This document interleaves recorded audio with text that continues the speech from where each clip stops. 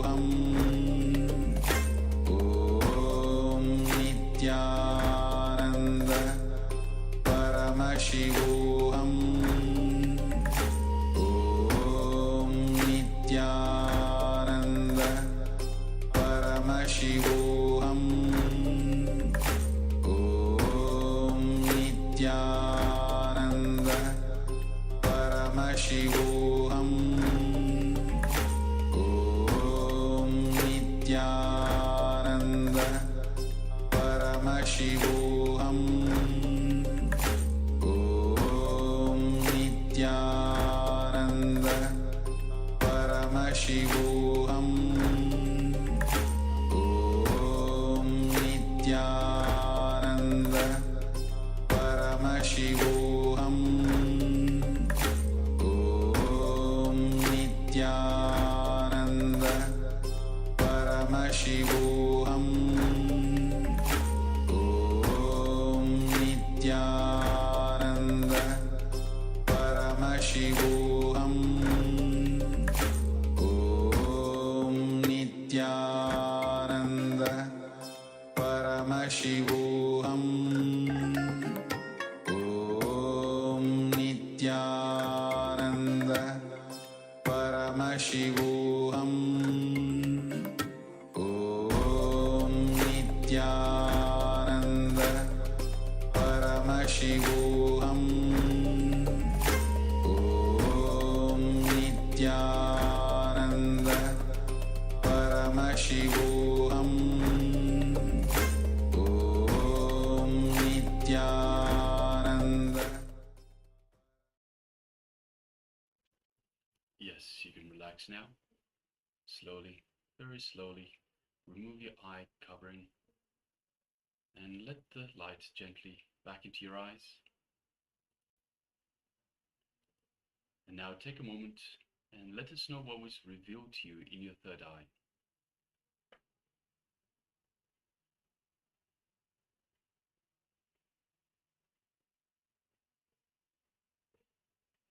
So requesting all participants, everyone that hasn't shared as well, so please, Hadi, Aya, please make sure you share as well what was revealed to you in your third eye. Ma Rosie, I hope you have something to share, something that was revealed to you this time. Maha Nyana Pradata, if you're there with us, please share as well what was revealed to you in your third eye. Also, Luki, Aya, requesting you to please let us know what was revealed in your third eye. And also Ma Lichika, please share as well.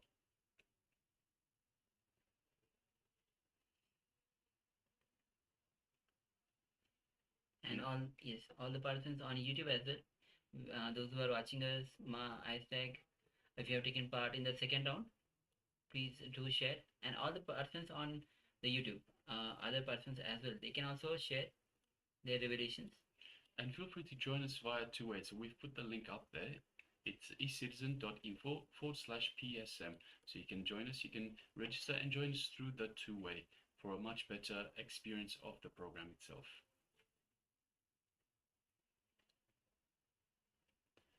So we have Magokila Devi that has shared water body like river, lake, and the water is brownish green, huge black stone with carvings. Yes, thank you very much for sharing, Ma. And Ma Rosie has shared ocean waves. Okay, thank you, Ma. Thank you for sharing. Ma. Just again on YouTube if you have some sharings, not yet. Okay. So we're waiting for some more sharings to come in.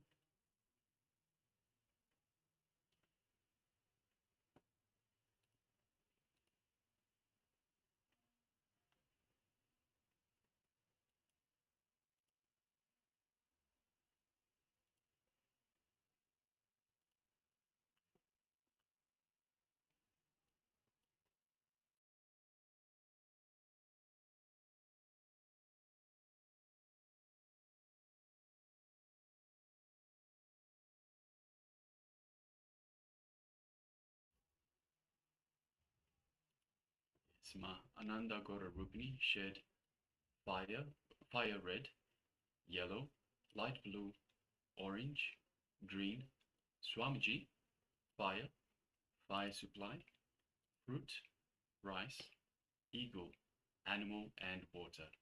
Yes, thank you very much for sharing, Ma. And Ma Lichka has shared sea blue. Okay, thank you, Ma Lichka, for sharing. Thank you. And so requesting Luki, Aya, if you've taken part in the power manifestation, please share. And also Hadi, Aya, if you're there with us, please share your revelations. What was revealed to you in your third eye? Please go ahead. And also, Ma, I tag on YouTube if you have taken part in the power manifestation. Please, you can share us on the YouTube chat as well. And all other participants on YouTube, please share. Let us know that you are there and manifesting the power.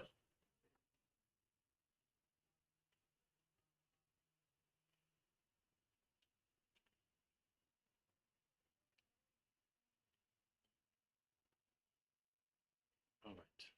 So if you're still sharing, then please continue to share. We'll come back to you in a little bit. Meanwhile, we can move on to the verification stage. So we'll shortly be displaying the image we projected earlier. Yes. So as you can see, it is a tree. So it's an artificial image, AI image, artificial intelligence image. There's a tree in the middle, and there's lots of gold coins around. In the background looks like some sort of a forest, but it's all blurred out. And we have the sunlight coming through, and we can see little bubbles of light as such. And there's plants and perhaps even flowers on the forest floor itself. So yes. So Ma Gogla Devi says water body like river, lake, and water is brownish green. Huge black stone with carvings.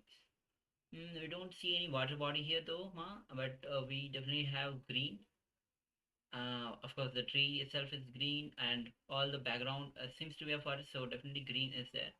Black stone with carvings. You might have seen the gold coin itself because gold coin has so many carvings. And black stone, there might be black stone because it's a forest, so there will be even the small stones. There will be multiple small stones. So yes, thank you, Ma. Thank you for sharing. Yes, thank you for sharing, Ma. We have Ma Rosie that says ocean and waves.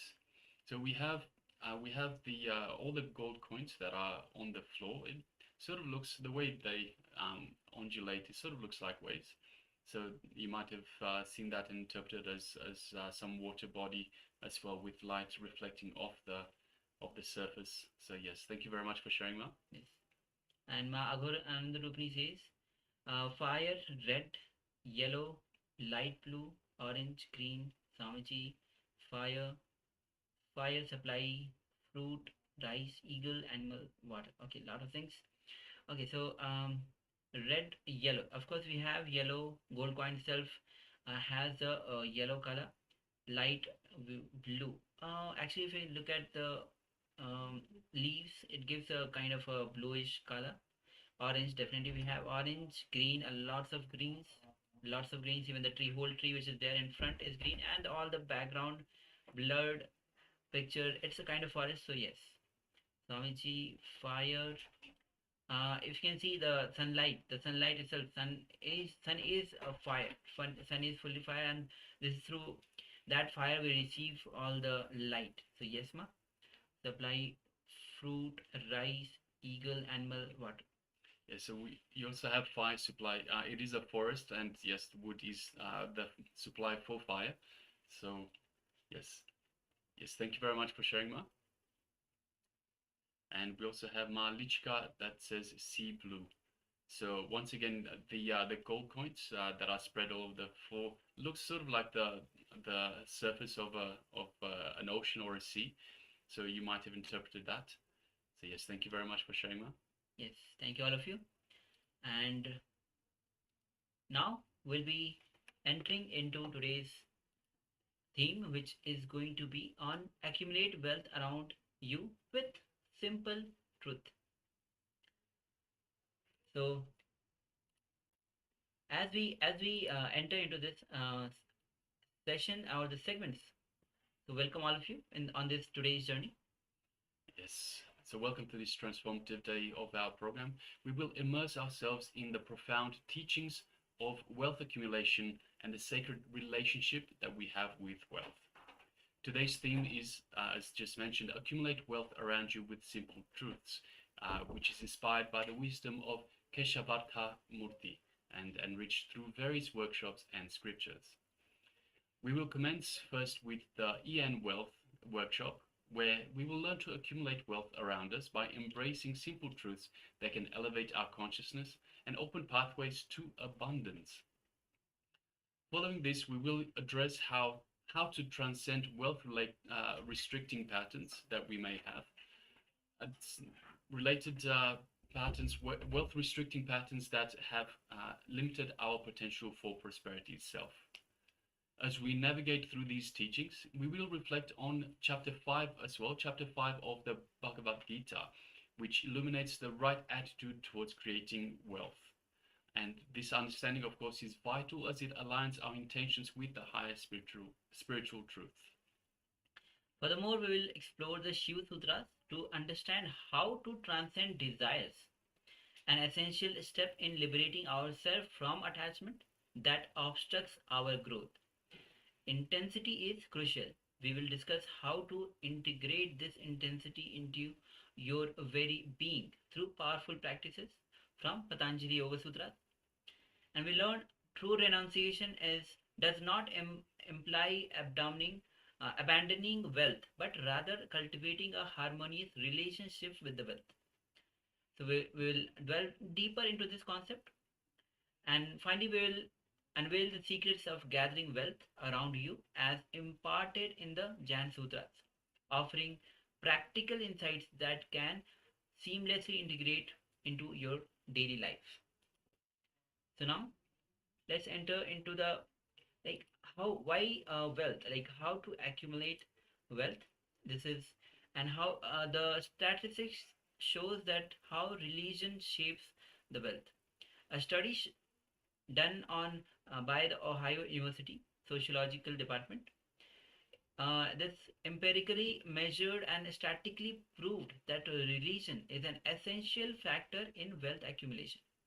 The study suggests religious beliefs children learn in their family translates into education attainment, adult occupations, financial literacy, social connections, and other factors that influence adult wealth ownership.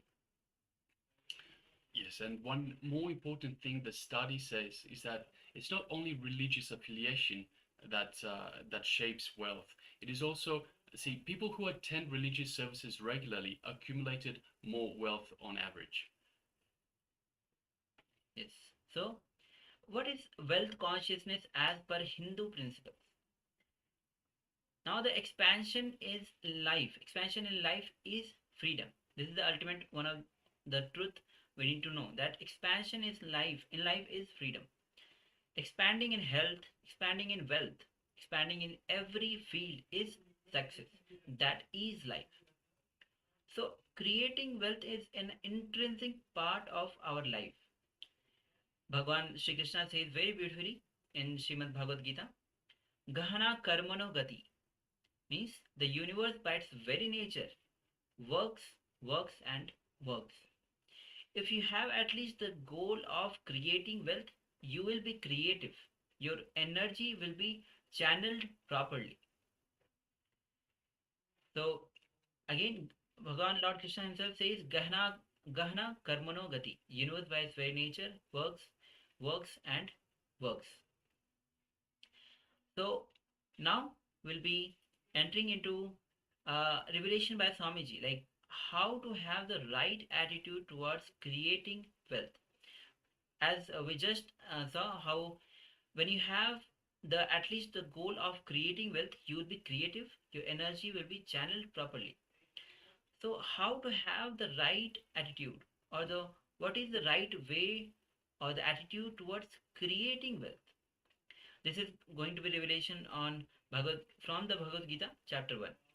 Yes, before we go ahead, just requesting participants, make sure you have a pen and paper with you and write down any powerful cognitions that Bhagavan is revealing. Anything that you get a click, anything that goes aha in your mind. So requesting everyone, please make sure you have a pen and paper with you and start penning down. And also, because we are going through wealth for the entire day, and there are lots of people that require help in the wealth department. If you have any family members, any friends, anyone, any loved ones that need a bit of help in the wealth department, you can also call them to join the program and come join us in the Zoom room. We'll be you have the link already. We've already projected the link also in YouTube. You can call your friends, call your family members, whoever requires a bit of help in the wealth department, and let's face it, most of us do. So please invite them along and let them join and experience this wealth accumulation, wealth creation full day program as well. Yes. So now let's enter into this revelation by Swamiji on right attitude towards creating wealth. So this is quite relevant to all of us.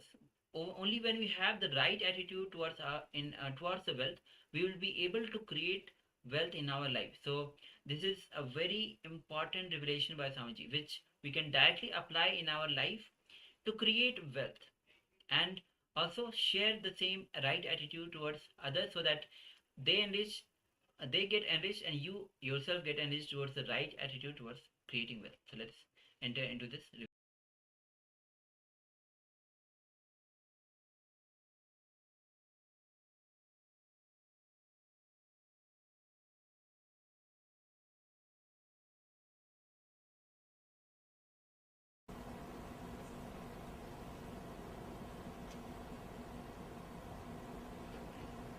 The fifth chapter, Karma Sannyasa Yogam.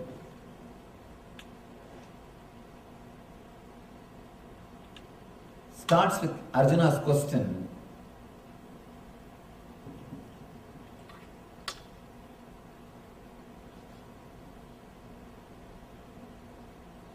Arjuna uvacha sannyasam karmanam Krishna punar yoganja samsasi yasre yayeta yorekam danme bruhi sunischitam.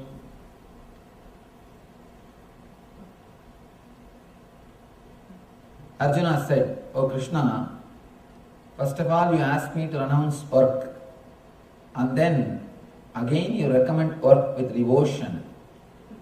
Now will you kindly tell me definitely which of the two is more beneficial?"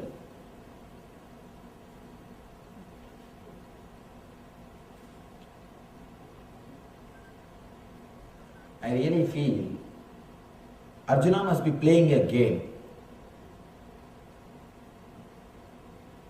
A person who was a king can never be so dumb. Again and again, Krishna is explaining so clearly in every sloka, but Arjuna is coming back to the same point. Either both of them are playing a game so that the Gita can be delivered to the world, or there is no way Arjuna can be saved.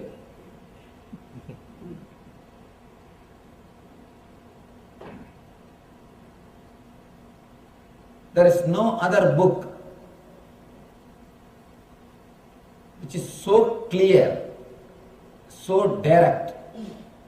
There is no other master who is so straight, giving instructions. Again Arjuna asks, "O Krishna, first of all you asked me to renounce work, and then again you recommend work with devotion. Now will you kindly tell me definitely which of the two is more beneficial?" You will never be able to solve a problem if you start thinking which will be more beneficial.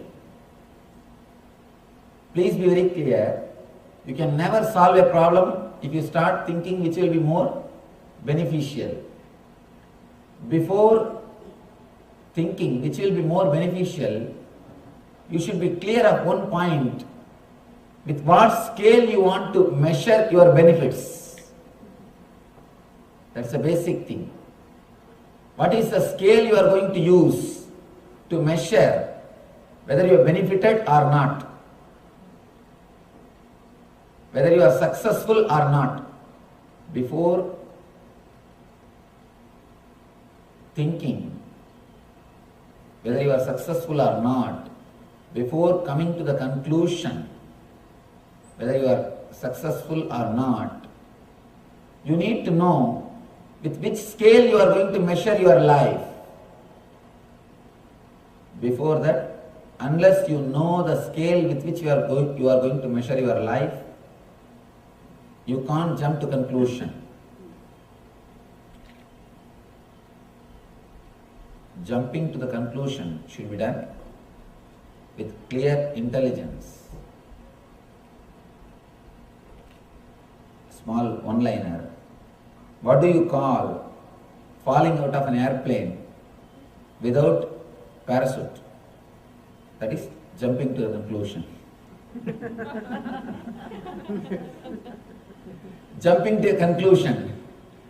If you do it without a proper scale, you are just jumping to a conclusion. You don't know where you are landing. Before understanding, before measuring your life, whether you are successful or not, you should be clear with what scale you are going to measure your life. In the end of the day, if you are going to measure your life with the scale of dollars, then you have to work only for dollars. In the end of the day, you know with which scale you are going to measure your life. So from morning till evening, you will work only for that goal. End of the day, you know, yes, this is the scale with which I am going to measure my life. You can come to a conclusion whether you are successful or failure. But by the time you reach the evening, the very scale changes. Then what to do? In our life, when we start our life, the scale is different.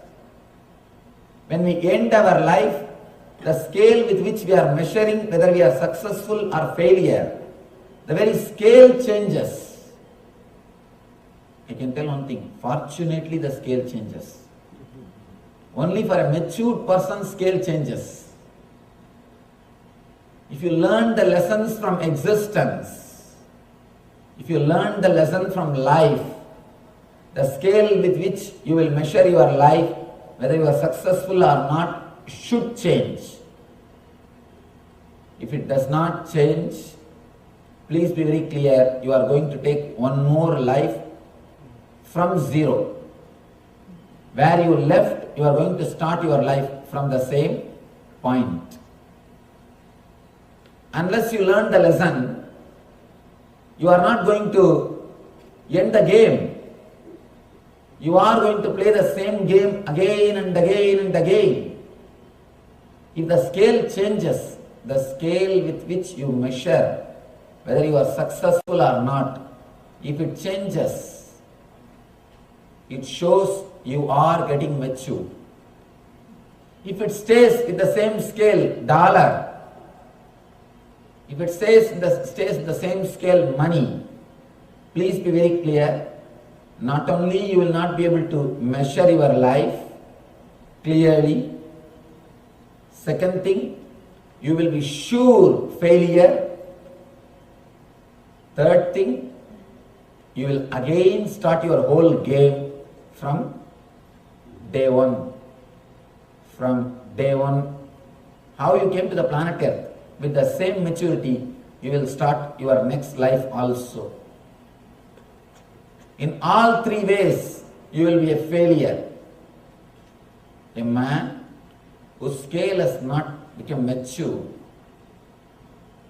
is a very important thing. If only dollar is your scale, if only outer world comfort is your scale, be very clear, again and again you will feel you could have done little more. You could have done little more. I could have done little more. I think I missed. Let me tell you a small story.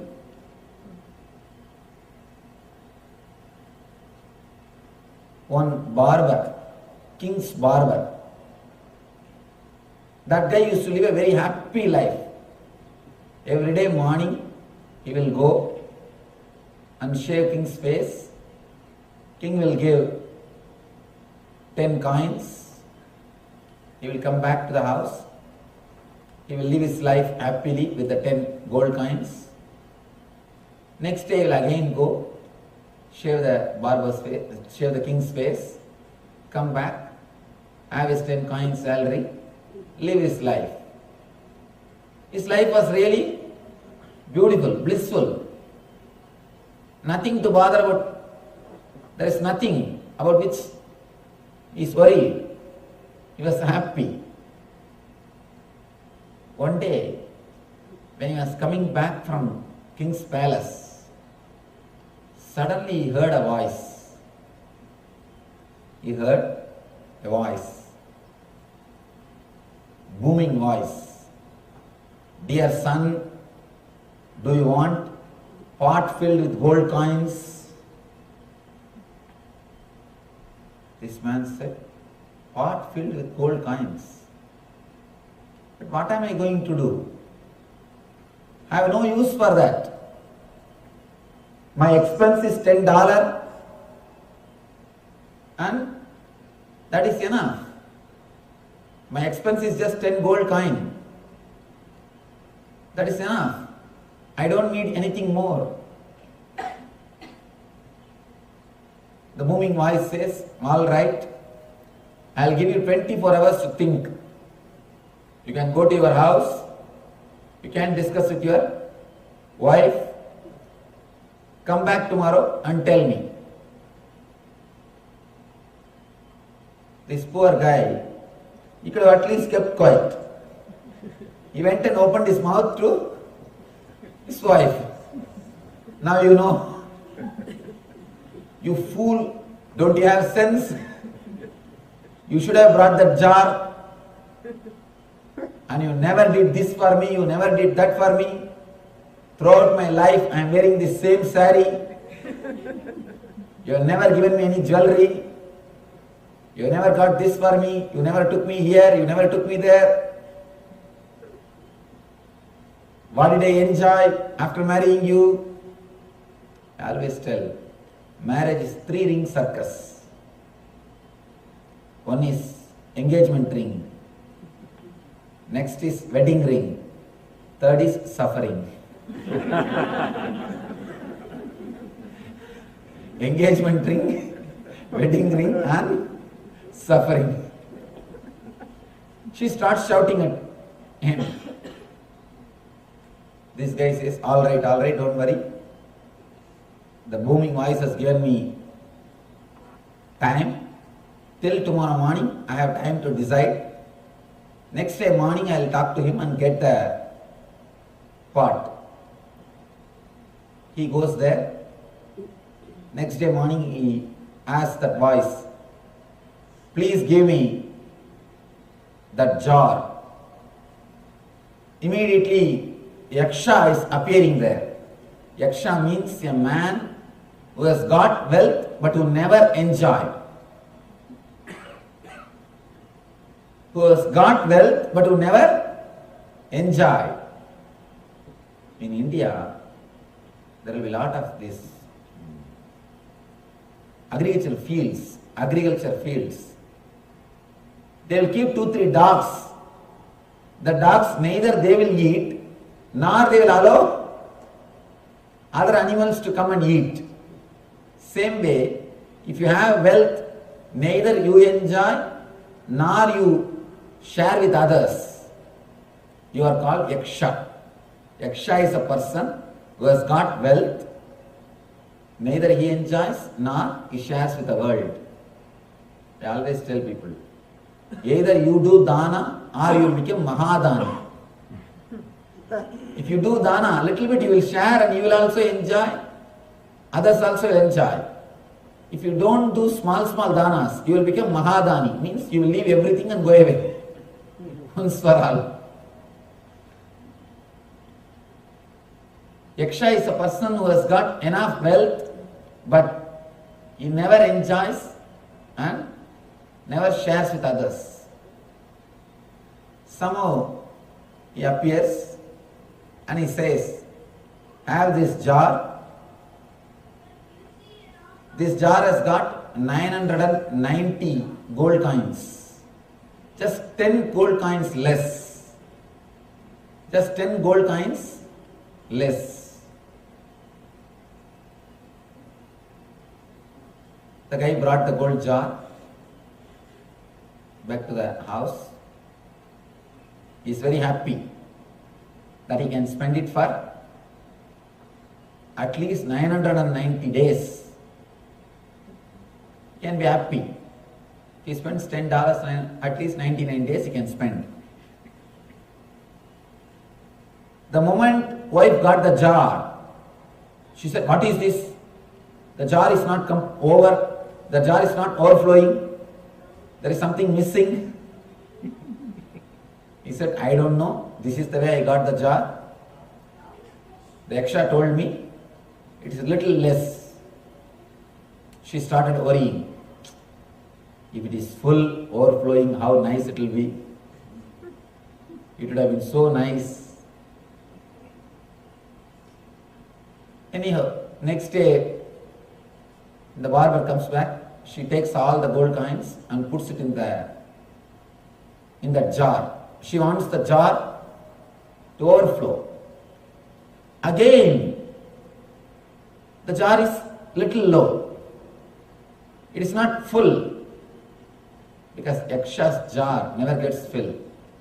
Yaksha's jar means your mind. Your mind is Yaksha's jar. Yaksha's jar is made of our kapala, our head. However you may have, whatever you may get, in 10 days you will feel it is not sufficient. In 10 days your mind will take everything for granted. Ramana Maharshi says beautifully, before achieving, even a mustard seed will look like a mountain. Without that, as if your life will not move. That's a basic important thing for your life. Once you achieve it, even a mountain will look like a mustard seed. The mind is such, before achieving, even a mustard seed will look like a mountain. Once you achieve, even a mountain will look like a mustard seed.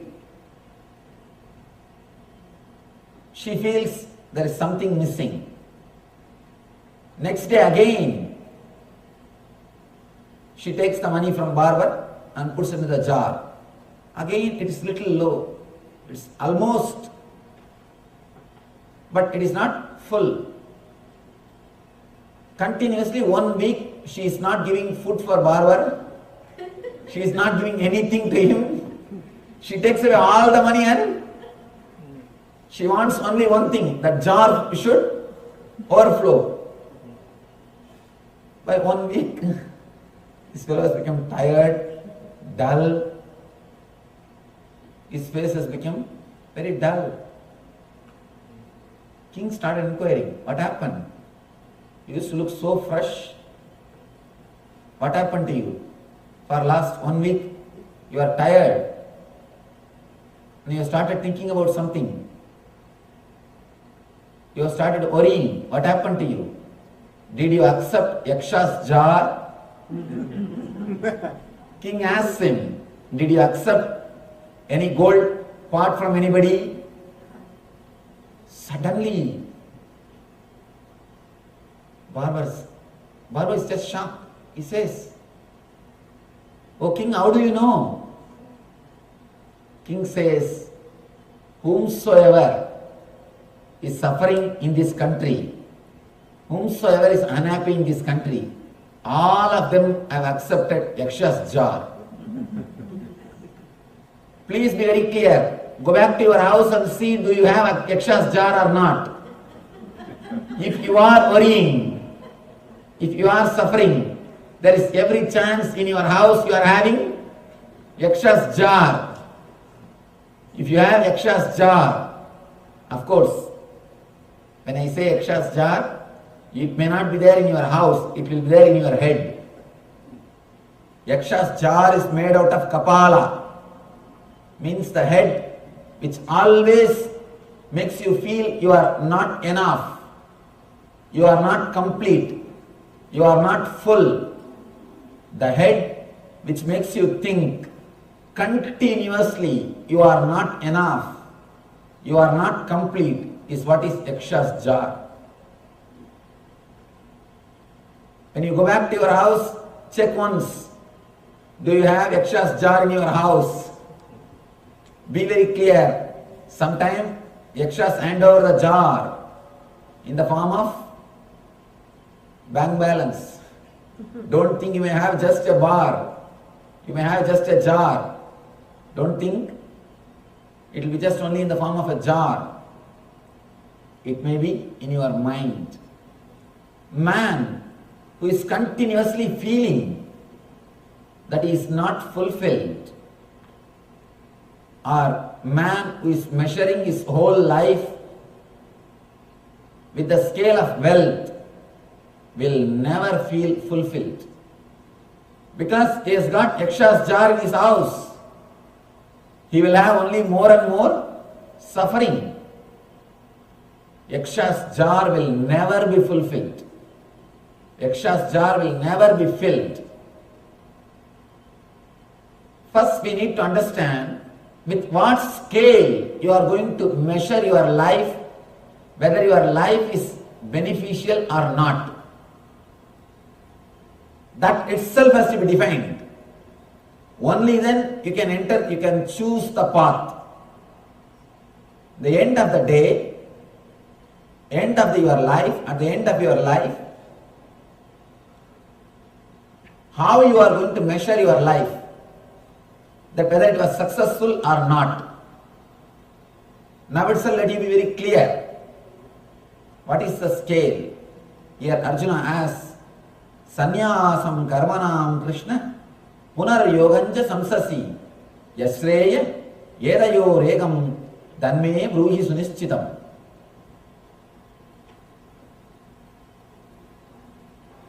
Now will you kindly tell me definitely which of the two, karma or sannyasa, which of the two is more beneficial?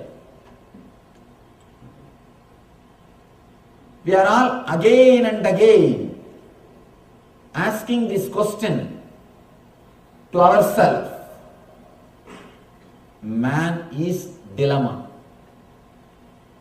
Please be very clear. Your mind is nothing but dilemma. Your mind will be alive as long as you are caught between the extremes.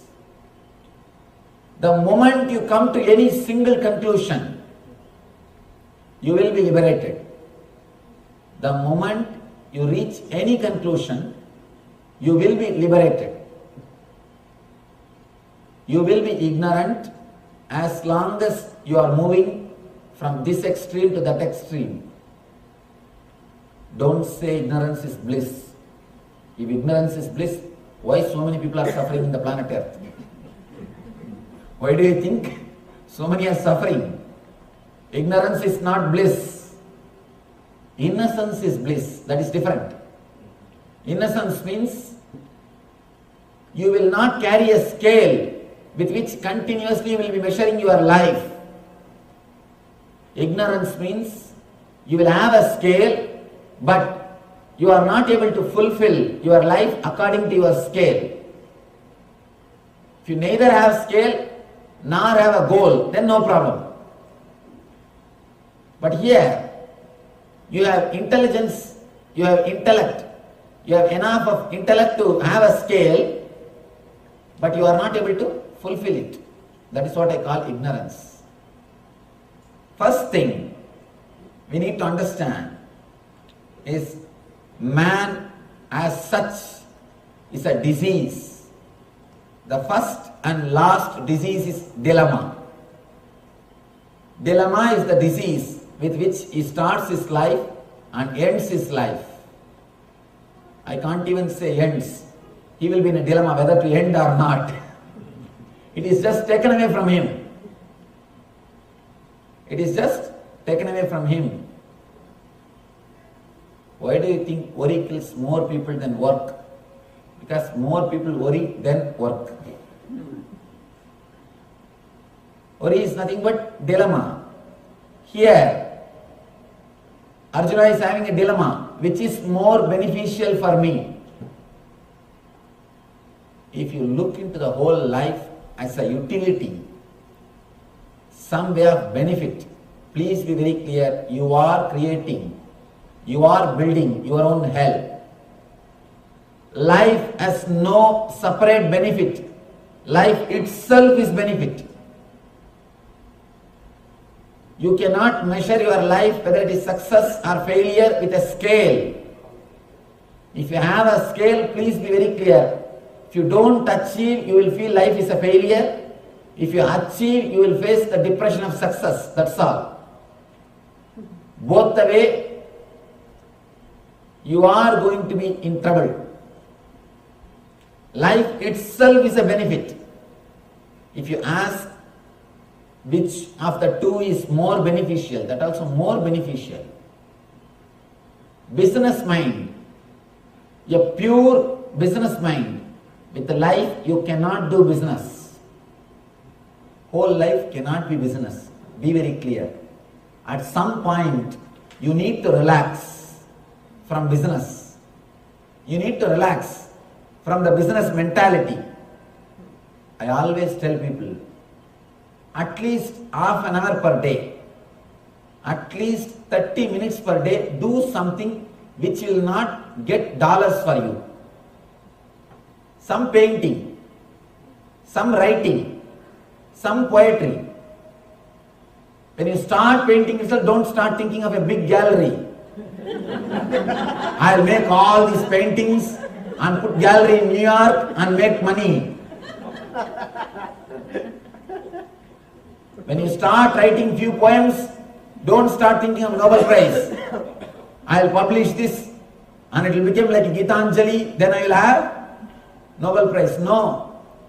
Without thinking about any result, benefit, just do something. Go to a place like this, some temple, clean it, wipe it.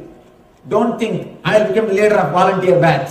The moment you take the broomstick in your hand, start mopping, start cleaning the room, start cleaning the temple, you start planning how to have a volunteer batch and how to become leader of that batch. All you need to do is only one thing, a simple technique. The whole thing is now reduced to one line message.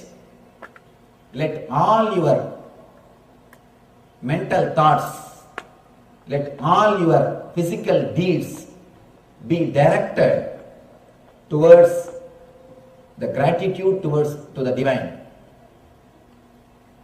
Don't work out of fear or greed, because whatever you achieve out of your greed, you are not going to feel fulfilled. It's like a pouring ghee into the fire. Can you quench the fire by pouring ghee into it? Never. So you will never be able to feel the fulfillment. So all your actions done out of greed will only make your senses weak and tired. Same way, all your laziness done out of fear will only make your mind restless, because you may not do anything physically, but your mind will be worrying. If you have become karma yogi out of greed, your senses will be only weakened, because how much you will run? All the running will make only your senses weak. If you become sannyasi out of fear, again, you may not do anything physically, but whole day you will be sitting and worrying. A small story, one-liner. When a man don't have money, the problem is money. When he has got money, the problem is sex. When he has got sex, the problem is comforts. When he has got comforts, when everything goes well, he starts worrying about the death. He has started bothering about the death. He has started thinking about death. Something or other will be going on in your mind. Don't think people who have become sannyasis, who are sitting in the Himalayas, they are in the bliss. They are in ecstasy. No. Unless they change the attitude, they cannot experience joy. Unless the attitude changes, they cannot experience bliss. Bliss is directly related to your attitude. Being, doing and having. Your whole life will be directed to doing and having if you are caught in fear and greed. If you center yourself into the being, doing and having, both will happen through you with a tremendous ecstasy. Never work out of greed because that is waste. Never work out of fear. Again it is waste. Never become silent out of fear because there is nothing to lose. Never become silent out of fear because why should you be afraid? Whether you are afraid or not, everything is going to be taken away. Why not be blissful?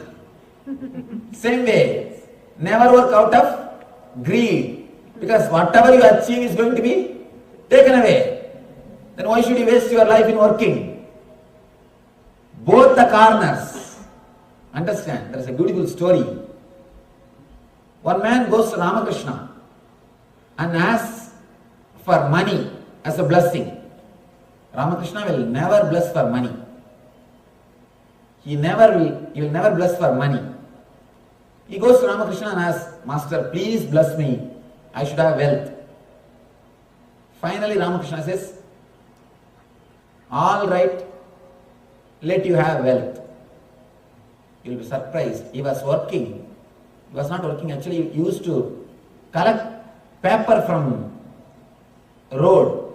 The roadside, he will collect the papers. And he will go to house and collect the old paper. And make money out of it. He used to make his living out of it. The day Ramakrishna blessed, something happened.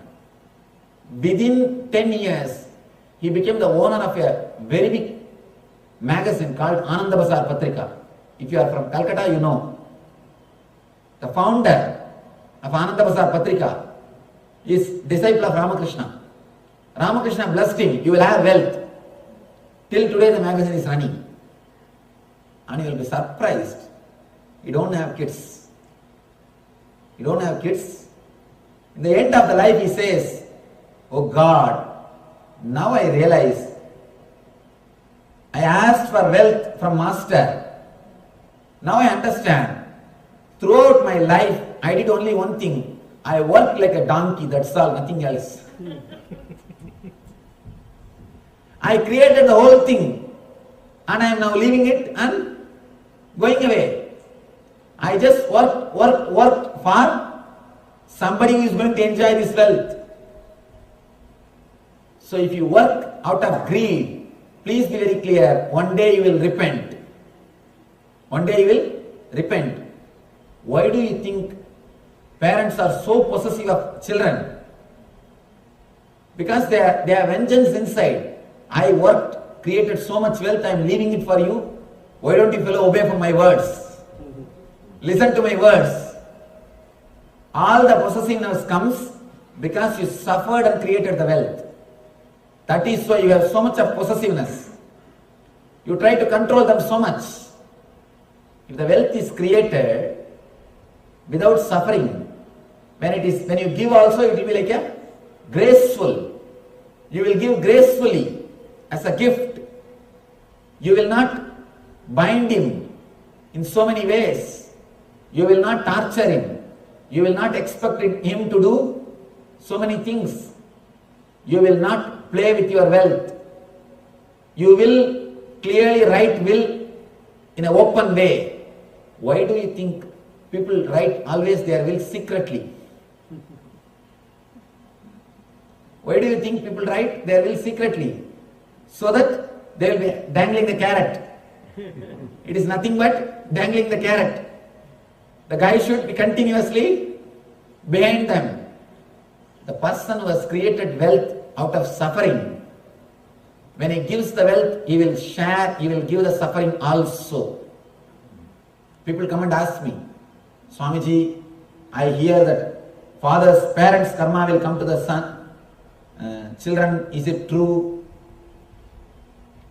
Surely the sins and merits of the parents will not come to you, but the mental setup will come to you. Because they will try to force that on you. They will try to force that mental setup on you. They will expect that you should live as they want. They will try. We always try to fulfill our ambitions through our kids. If you want to become doctor, if you have not achieved, if you have not become doctor, you try to fulfill your ambition through your kids. You try to fulfill your ambitions through the next generation. Never do that. If you do that, you will be destroying their life. You will be sharing not only your wealth, your suffering also. The man who created the wealth out of suffering will give suffering to the person to whom he gives the wealth. And next thing, if he is not able to torture the son or the daughter who is receiving the wealth, he will start suffering. If he knows this fellow is not going to listen to me, he is not going to live as I want, he will start suffering. I am leaving all these things, believing him. I don't know what will happen. I don't know what he will do. When he dies, he will have worst death. He will be like a yaksha. He will come back and sit on the property. Be very clear. He will not let even his son to enjoy that property. He will come back and sit on that property. I have seen many litigation cases. The parents, when they give their wealth to kids, somehow or other, even after 30, 40 years, the kids will not be able to enjoy that wealth. Be very clear, it means the property is with yaksha. The guy has come back and he is sitting as a yaksha in the property. Neither he will enjoy nor he will allow others to enjoy. If the property will be in Indian litigation, Indian court. In Indian courts, you know, when judgments come. The last judgment day, only on that day all the judgments are given. And when the last judgment day, neither you know, nor I know. I don't know whether God knows or not. There is a small story. American president goes to God and asks, God, when our country will become number one? God says, 50 years. Then he thinks, array, 50 years, I don't know whether I will be alive or not. He starts weeping. Next, Russian president goes and asks God, God, when will our country become first? He says, 100 years. Oh, neither I will be alive nor my son will be alive. He starts weeping. Indian chief, he goes and asks God, God, when will India become chief? God starts weeping. I don't know whether I will be alive or not.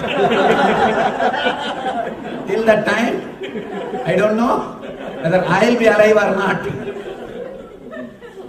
So be very clear, whenever the judgment comes, it takes its own sweet time. For a file to move from one table to another table, if the file grows the leg and moves by itself, only then it is possible. Otherwise, it takes its own sweet time. What to do? Truth has to be told, nothing else can be done. We have to share the truth. It means the yaksha is sitting. Again and again, we share what we create. That's what I always tell people. If the wealth is created out of pain body, you will transfer the pain body also to the next generation along with the wealth. If it is created out of just relaxed mood, out of voluntary decision, or I can say without any strong motivation. One important thing we should understand, working without motivation is completely unheard in the West. All the people who are working in the field of mind, psychologists, psychiatrists, the people who do research in the field of mind, all the scientists always emphasize, without motivation you cannot work. That is why so many motivational gurus in the West. West is haunted by motivational gurus. So many motivational gurus. Please be very clear. These scientists, these psychologists, these doctors have come to the conclusion after doing analysis on patients, not on an enlightened man. They never had a specimen of a Buddha. They never encounter an enlightened man. That is the reason they say work without motivation is impossible. I tell you, work without motivation is the only work. Work without motivation will never make you tired. Will never make you tired. Every moment you will be ecstatic. You will be working out of bliss. First he gives the technique to enter into that state. Then he says, if you can stay in the same state, you are liberated. Yes. So work without motivation, it is possible. Especially in the West, Swami says there are so many gurus, motivational gurus, and people are always looking for motivation. But Swami says work without motivation is possible, not only possible, but having without tiredness, you'll be without tirelessly go on working and creating. And Swami says creating wealth is an intrinsic part of you. Yes, so now let us move on to a internalization exercise, a technique for creating the right attitude towards creating wealth. So let all your mental thoughts, let all your physical deeds be directed towards the gratitude to the divine. Don't work out of fear or greed, because whatever you achieve out of greed, you're not going to be fulfilled. It is like pouring ghee, which is, if you don't know what ghee is, it's clarified butter. So it is like pouring ghee into the fire. Can you quench the fire by pouring ghee into it? Never. So you will never get to feel the fulfillment itself. So all your actions done out of greed will only make your senses weak and tired. Yes, and also Swami says one more thing, and like when most of the people who without having the experience of fulfillment, one becomes karma yogi. They go on working without getting established in the super consciousness. They get tired. Their senses become weak and tired. The same way, all the laziness done out of fear will make your mind restless, because you may not be doing it physically, but your mind will be worrying. Yes, your fear is rooted in the Swadhisthana chakra, which is the chakra situated below the navel, so about 2 inches below the navel. Your greed itself is rooted in the Muladhara chakra, which is the root chakra, the chakra in the root of your spine, at the root of your spinal cord. So now we'll be entering into the technique, a technique to create right attitudes towards creating wealth. So let's enter into this technique as it's a technique. So you can sit on the floor. The best thing to enter into a technique is to sit on the floor. In rare case, if you're not able to sit on the floor, you can sit on the chair. So requesting all the participants, those who are following us on even on YouTube, you can also sit on the floor, and of course all the participants on the Zoom, requesting you to sit on the floor. We are entering into the technique to create right attitudes towards creating wealth itself. So now sit straight with your head, neck, spine in a straight line, and close your eyes. You can close your eyes. Ma Gokula Devi, Ma Lichika, Ma Swagyana, Ma Amrita Vandani, Freedom. We are all of you, Rosie, Ji Hui, Ma Maha Gyan Pradata Hadi. We are entering into a technique, right attitude towards creating wealth. So we're just about to start. So let's hear the process, hear the instructions.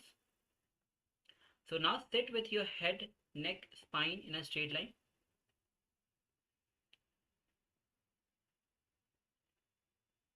Close your eyes. Intensely pray to the ultimate energy, Parabrahma Krishna, to give the experience of this meditation to us. First thing, visualize all your senses are completely shut. Yes, all your senses are completely shut. So this is the first step. Visualize your eyes are completely closed. Your eyes are shut. Don't allow any visualization to happen inside your being.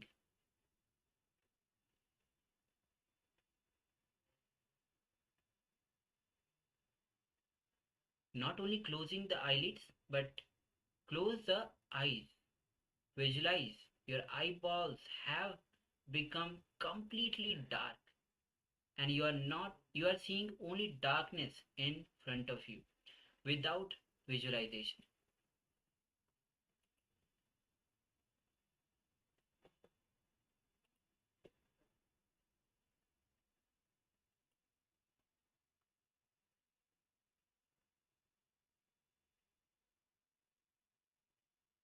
Now visualize your ears are shut. Visualize. Let's go on visualizing for each of the senses. First eyes, then visualize your ears are shut. You are not hearing any sound. Next, visualize your touch is shut. You're not having any touch sensations.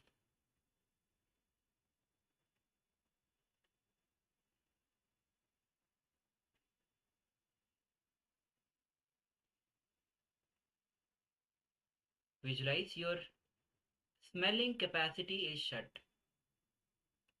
The smell that we get all the time. Visualize your smelling capacity is totally shut.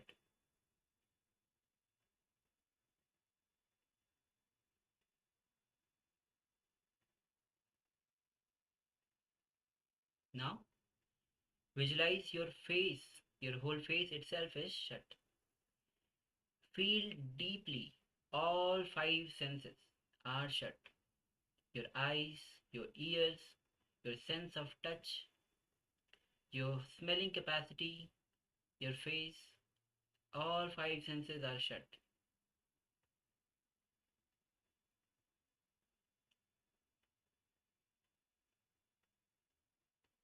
Inhale and exhale as slowly as possible. Inhale and exhale as slowly as possible. Let your consciousness reside between the two eyebrows, where the third eye is. Let your consciousness reside between the two eyebrows. Now, in a very relaxed way. Let you be aware of the space between your eyebrows.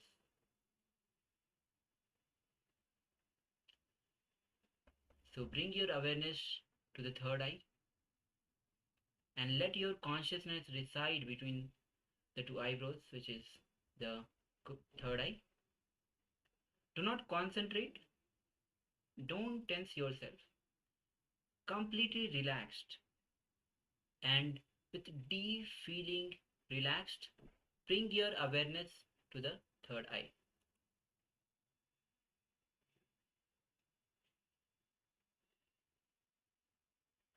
Now, let your Muladhara chakra be relaxed.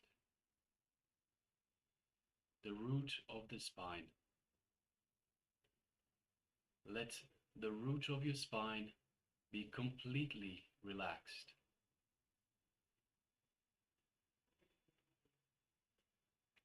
Let your Swadhisthana chakra also be relaxed.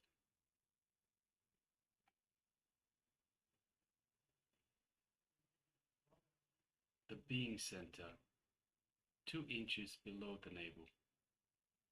Let it be completely relaxed.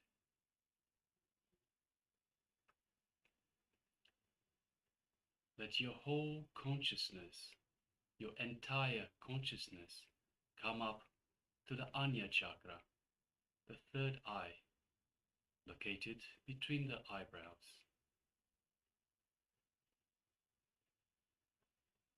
Let your entire consciousness come up to the Anya chakra, the third eye, between the eyebrows. And let you concentrate in the space between the eyebrows.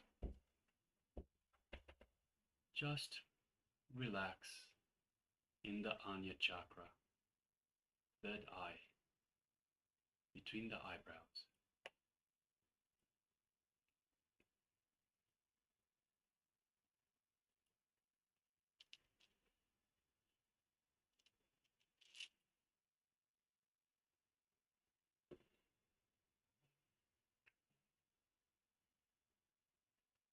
Visualize a cool, soothing light in the Anya chakra, the third eye, the space between the eyebrows.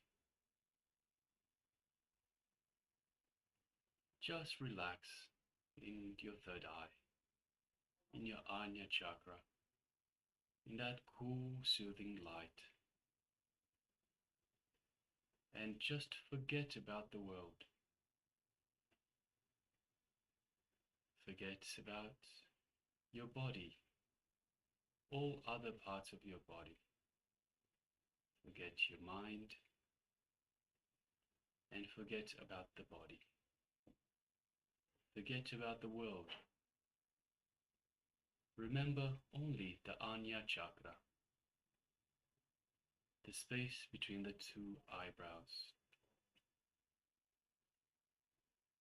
And relax in the same state, in your Anya chakra, in the cool, soothing light, in your third eye.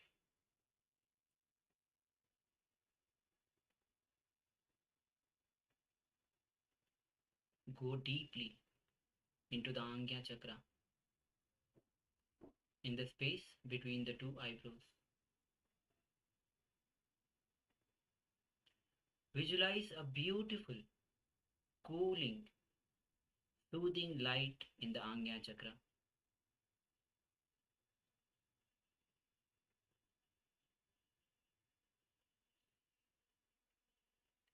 Let you experience beautiful, blissful light in Angya chakra.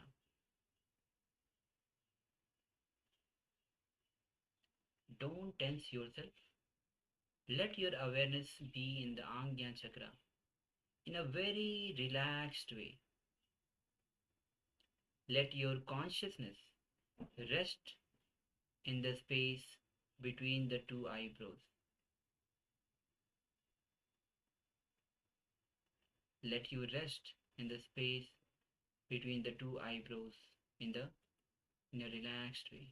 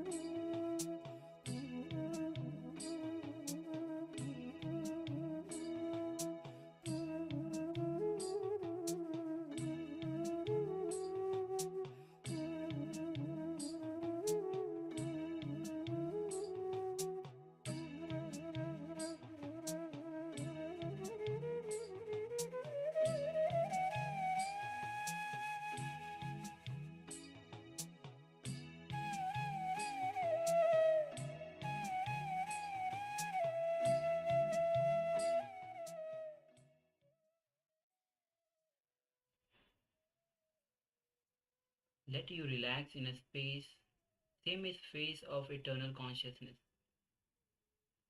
Let you be beyond the body, mind. Let your intelligence be awakened. Let you work your eternal consciousness. That you have the pleasant awareness of Angya Chakra.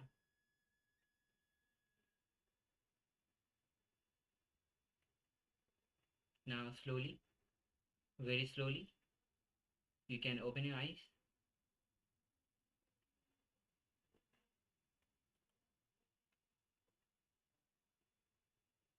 Yes, slowly you can open your eyes.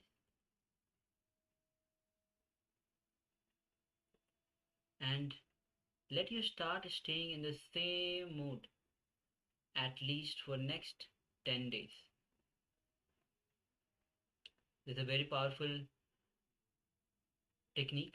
So let us know your experience of this technique, and we can continue to be in the same space for next 10 days. Now we'll be entering into the next segment, which is going to be on transcend your desires. This is from Shiv Sutra. So let's enter into this. Let's enter into this revelation by Bhagavan.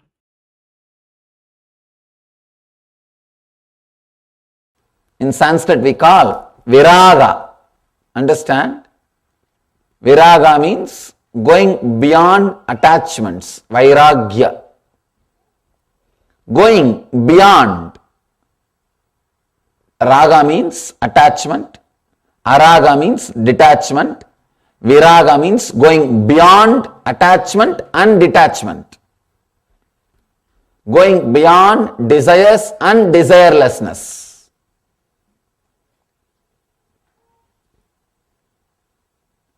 Let me read the sutra.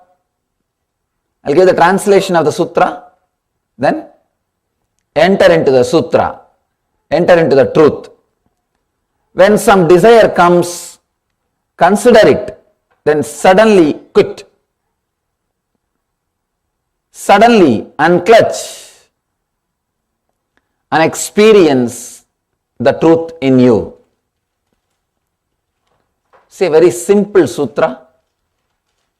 Very simple. That is why it's so complicated. All simple things need you to be simple. Understand? When the truth is delivered in a simple way, they take it for granted. You are already in a simple space, in an innocent space. Here, Shiva is delivering a beautiful truth. I can say, this is essence of all spiritual literatures. Essence of all spiritual literatures. One more thing you need to understand. Never you can have the benefits of spirituality unless you practice it, go into it honestly. People come and ask me, Swamiji, is there a shortcut to enlightenment? I tell them, only when you drop the idea of shortcut, you will achieve enlightenment. As long as you have the idea of the shortcut means what? Trying to grab something without putting your energy or effort to it. Fortunately, there is no shortcut to enlightenment. Otherwise, you will suffer. See, great energy, great understanding, great truths should happen to us only when we are matured enough to receive it. When you are not matured enough, if you are just greedy of the truth, seeing a life or joy or bliss of an enlightened being, be very clear, you will create trouble for yourself. I have seen many times, People see the joy, they see the ecstasy and energy I radiate, and they become greedy of the state in which I am living. But when I ask them to go through the steps, they say, no, this is not what we wanted.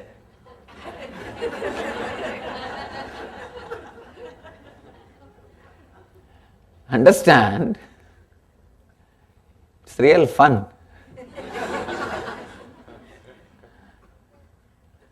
This is not what we wanted.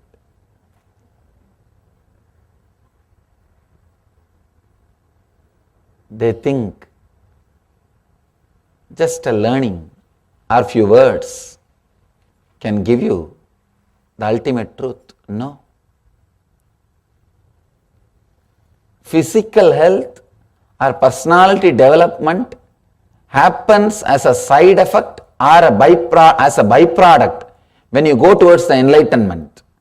But spirituality is not just for your health or your mental well-being or just self-development. Do not stop or do not think that is everything. That is where the problem starts. I have seen people.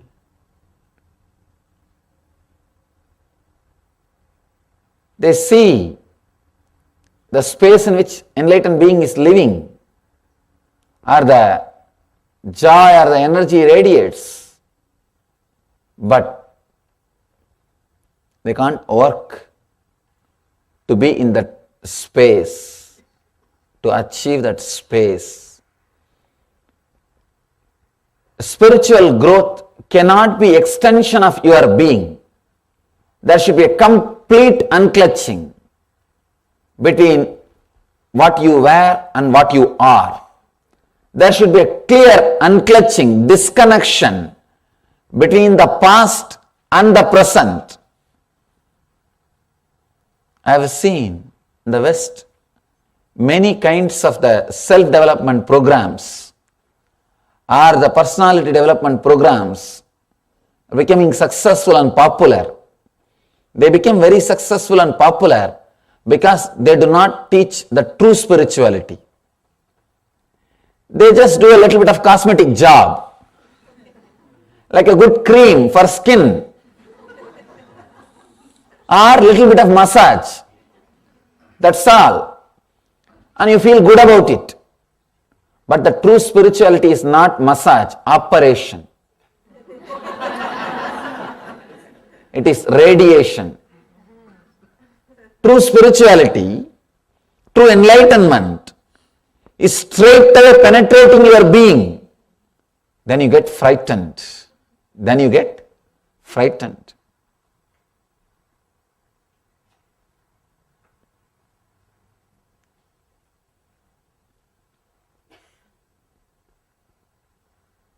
Shiva is saying here, when some desire comes, consider it, then suddenly quit it, unclutch from it.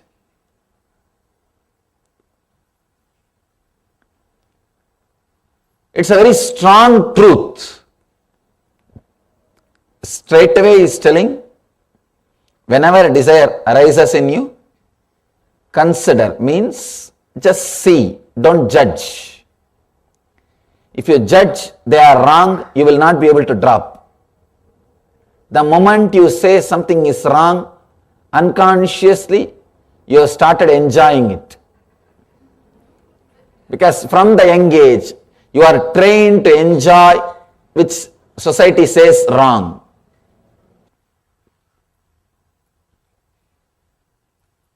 Shiva is not here just to give you a little massage or just to give you a little cream. No. He is here to straight away transform your whole being. He will put his hand straight away on the tumor and remove it. He will straight away do the radiation. He is talking to a disciple, not just to a visitor. Understand? Visitor is a person who feels greed, towards the joy or the energy which master radiates. Disciple is a person who is courageous enough to go through the process and imbibe the truth. Disciple is totally different from a visitor. Here, Devi is living with Shiva. She is a disciple. First, I should narrate the story of Devi, consort of Shiva. Then you will understand to whom these great truths can be delivered, who is qualified to receive those truths. Devi was born to a king called Himaraja. He was called as a Daksharaja also. His father was a great king, very big king. Naturally, she lived a luxurious life, very luxurious life. But when she decided, I am going to stay with Mahadeva, stay with Shiva, she just decided, I am going to go and stay with him. Mahadeva, Shiva was living in burial ground, cremation ground. He did not have his own house. He did not have his own home. He is homeless. He is a great yogi, Mahatapasvi. If you see all the things around Shiva, things which society does not want, because he is such a compassionate being, all the useful things he gives it away to the society. His ornaments are very cheap Rudraksha beads, not diamonds and gold.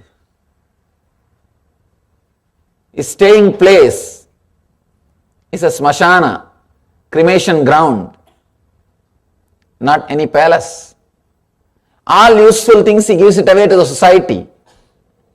He uses only what is not useful to the society.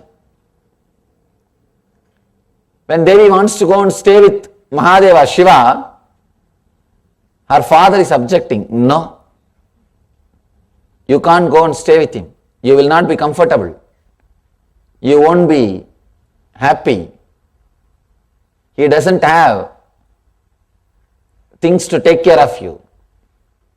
She says beautifully, here I may be luxurious but not blissful. With him I may not have the luxury, but I will be blissful.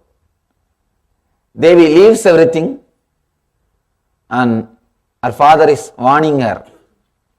If you go leaving me, you should not come back, because now it is a prestige problem. Daughter living with some beggar. She said, that's okay. She left everything, went and stayed with Mahadeva in the Himalayan hills. To her, he is teaching. That is why he is able to give the truth straight away. I always tell people, to receive the truth straight away, you need tapas, means austere life. You need to go through the penance. Only then truth can be shared as it is. See,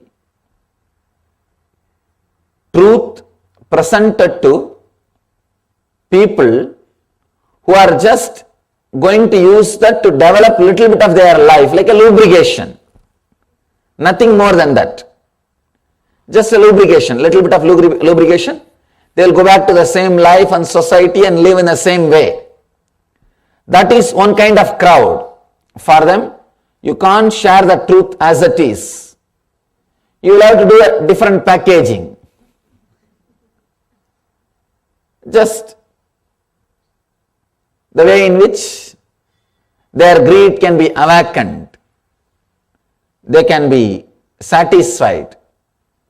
But there is another one kind of a truth. We call that as Paramarthika Satya in Sanskrit. The ultimate truth, who are really seekers.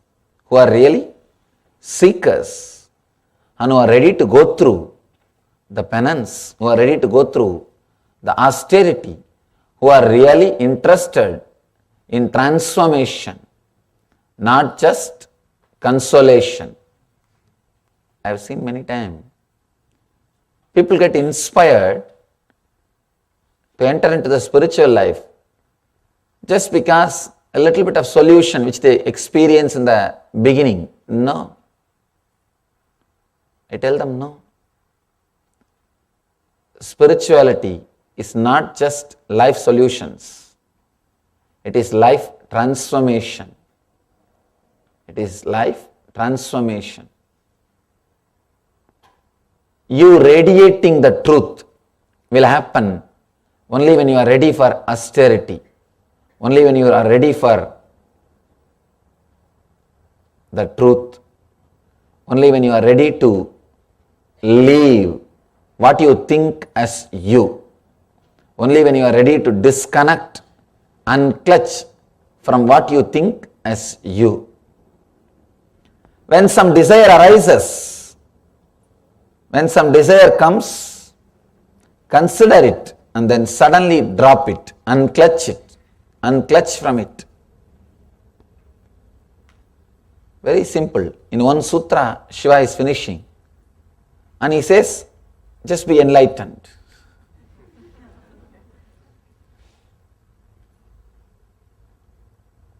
Actually, you don't need more words to experience the truth at all. For any person to become enlightened, this is more than enough. This is more than enough. Here, Shiva is telling the essence of everything. The essence is already here, available. He says, when some desire comes, when some desire arises, unclutch. He is not telling, slowly do, little bit this, no vishivashi. Straight away he is telling, when some desire arises, consider it. Consider it means witness it. Don't judge, just see it. See. Then the moment you have seen it, unclutch from it. He is teaching pure renunciation. People may ask, how can it be possible? How can we renounce? Then suffer, nothing wrong. That's all. Simple. People come and ask me many times, renunciation is very difficult, Swamiji. How to renounce? I tell them, don't bother, then suffer. Then life will teach you two things. Either you learn from enlightened master or life will teach you. Life is going to teach you. If you learn from master, it will be a lot more easy because he will talk to you in the language which you can directly understand. Life, the language life speaks, you may not directly understand it. So it will give you strong punches. By the time you start realizing those punches, by the time you start interpreting and understanding the messages conveyed to you through the life, through the incidents in your life, the incidents which it is creating in your life, it will be too late. Understand? Either you learn from master directly, who is talking to you the same English in which you understand, the English in which you also communicate, you also relate. If you learn from him, it will be a lot more easy because you don't have to go through the painful experiences. Straight away, See, it's more like he has done a big research and development and he knows the truths of the inner software. Here he is ready with the software. Just download and start living it. But when you want to create your own software, of course you can. Then you have to live your life, go through the experiences. By the time you learn how to pick up the lessons from the experiences, how to interpret the experiences, you are ready to die. Life is over. Life is over. In Sanskrit, we have two words, anubhava, anubhuti. Anubhava means lessons you learn from the experiences. Understand? Anubhava means the experience, and learning lessons. For example, first you touch the charcoal fire and say, oh, charcoal fire will burn. Then you touch the cigarette fire. Oh, cigarette fire also will burn. Then you touch lighter fire. Oh, lighter fire also will burn. Like this you touch all varieties of fire. By the time you understand all fire will burn, your body will be ready to be burnt. This is what we call anubhava, learning through experience. It goes on and on and on. Next is called anubhuti, learning from intelligence, learning from enlightenment. Example for this anubhuti is, once you touch one fire and get burnt, immediately you realize, oh, all fire will burn. This is called anubhuti. Understand? Anubhava will demand, learning through experience will demand your whole life, painful. In the end, you will say the same thing which Shiva is saying. You will say the same thing which Buddha is saying. You will see the same thing what Jesus is saying. You will see the same thing which Mahavira is saying. All the great masters, what they are saying, you will see it and say it, but it will be too late. It will be little too late.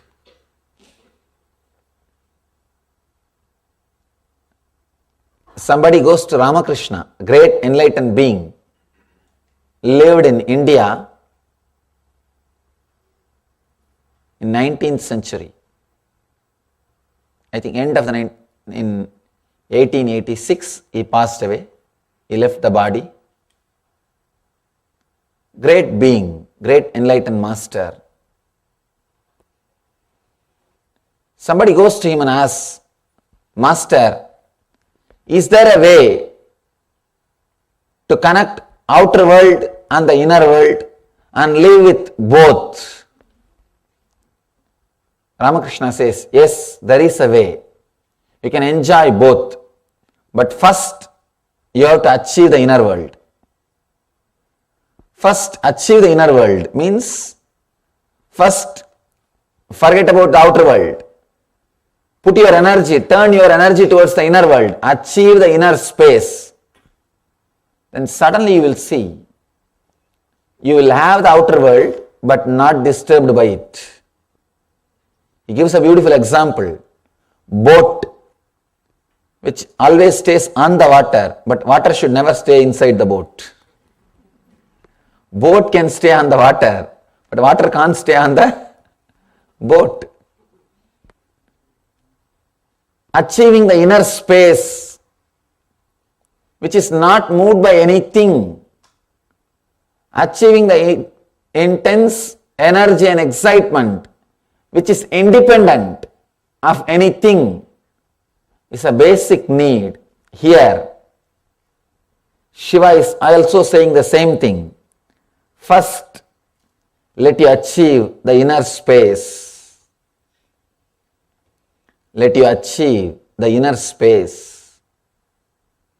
Unless that happens in you, no help is possible. I have seen many people using the great spiritual truths in a different way, promising to develop yourself as a personality development programs, or to create wealth, or to create some other things of the outer world to you. I can also sell with that packaging. It's not a big thing. It is not a big thing. But understand, the truth, the ultimate truth is totally different. The truth of enlightenment is totally different. And I really feel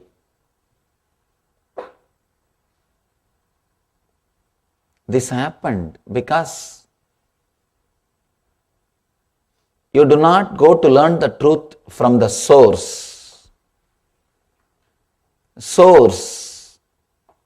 To reach the source, you need to walk up the hill.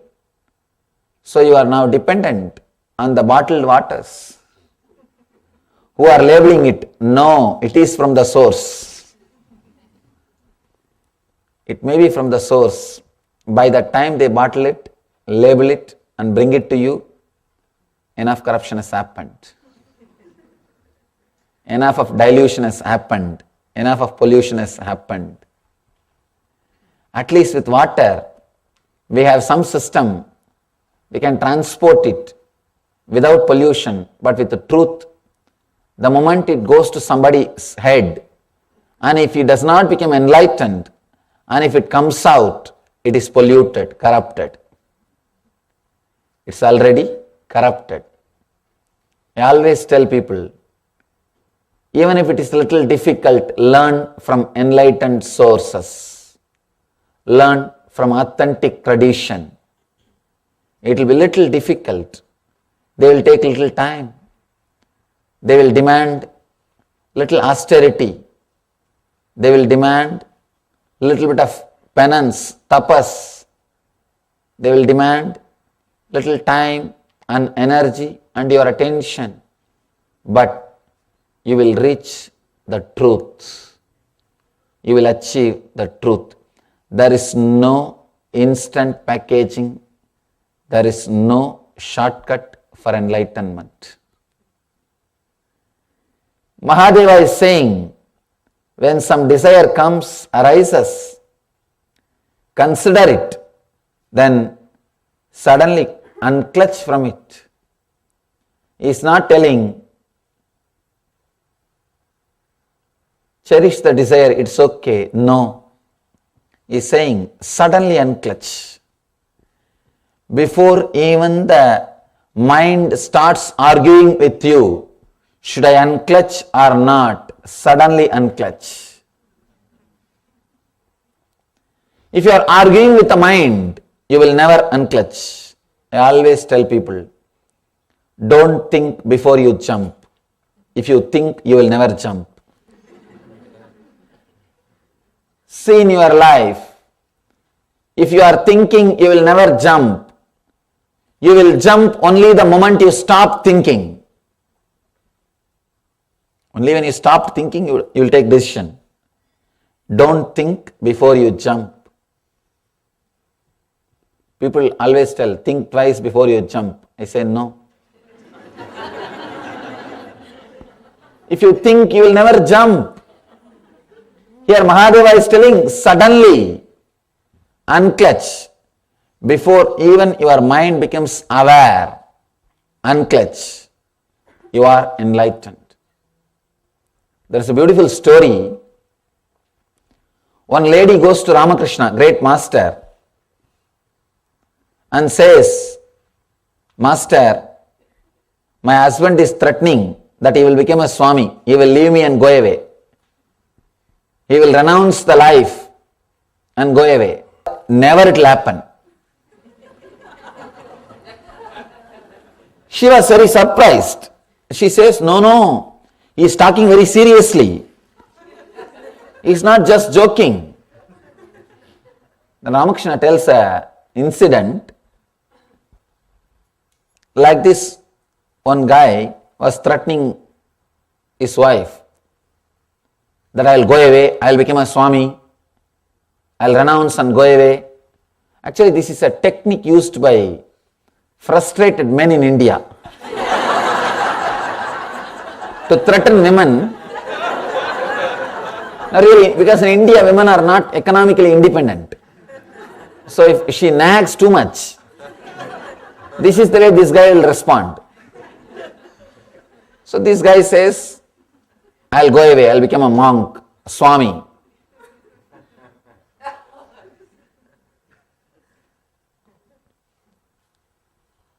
She goes and complains to his elder brother, that guy's elder brother, and says, your brother is threatening me that he will become a Swami, please advise him. Elder brother says, don't bother, never it will happen. Again she is asking, how you say never it will happen? He is very serious, he is talking really seriously. He says, no. How a person will become a Swami, understand, now see. And just this guy took his cloth and threw it away, just took one towel and went away, left the house and became a Swami. The elder brother shows, this is the way people will become a Swami. And he really became Swami. Person who talks will never do. Person who is thinking will never do. Person who is thinking will never jump. Ramakrishna tells this story and tells her, consoles her, don't bother, person who threatens will never move.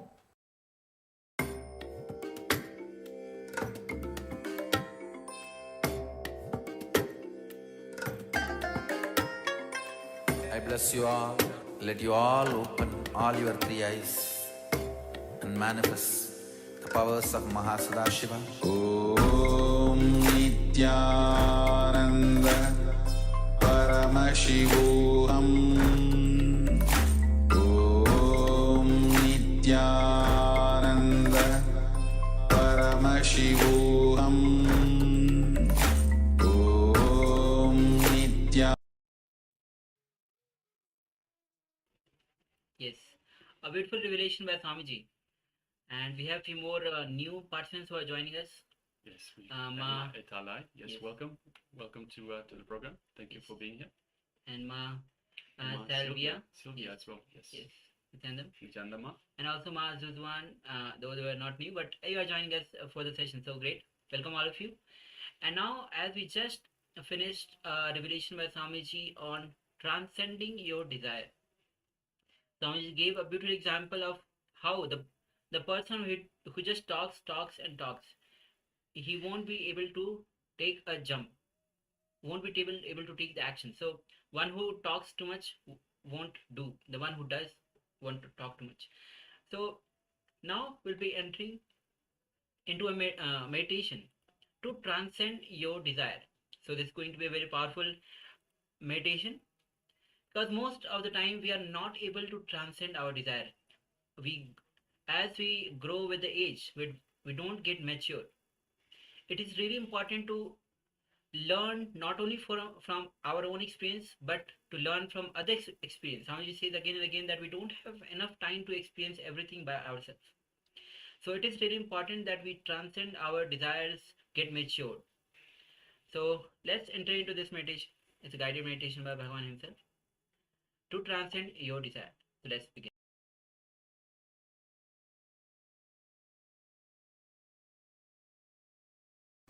Shiva is speaking to a different kind of personalities and different kinds of people.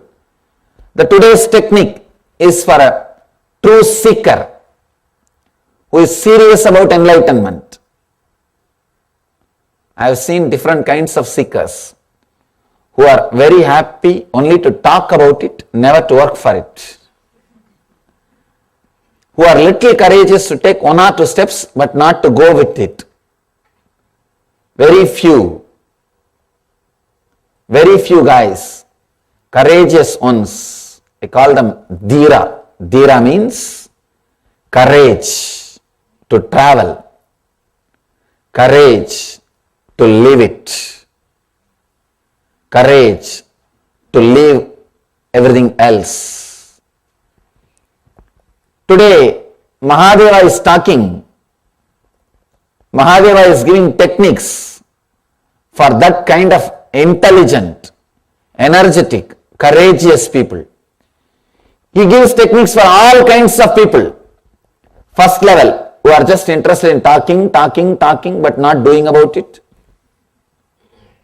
Second level, who are interested in talking and taking 1 or 2 steps, but not more than that. And the true seekers. He gives techniques for every level. But this is the technique for the people who are tired of being cunning. If you are tired of being lazy, if you have suffered enough with your dilemma, if you have suffered enough with your mind, then this is technique for you. If somebody is, people come and tell me, Swamiji, what you teach is really wonderful, amazing truth. But how to practice? I am not so mature to practice these great truths as it is. Then I tell them, suffer a little more and come back.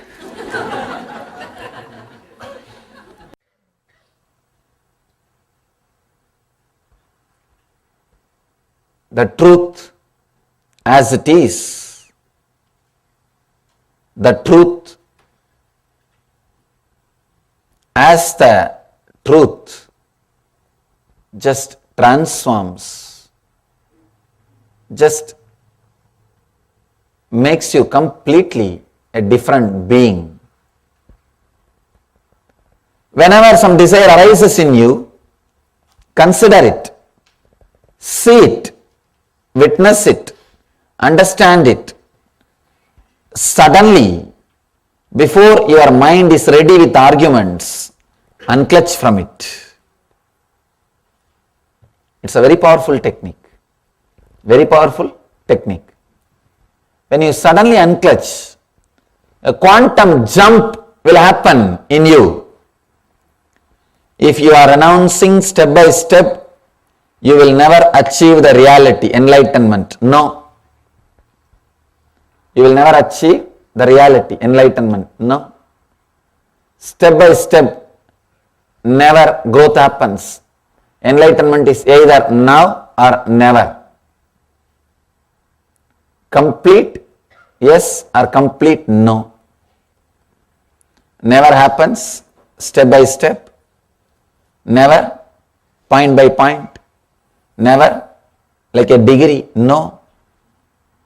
Never like a gradual process. Powerful technique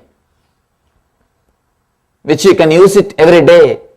Even when you sit morning, if you feel the hunger or thirst,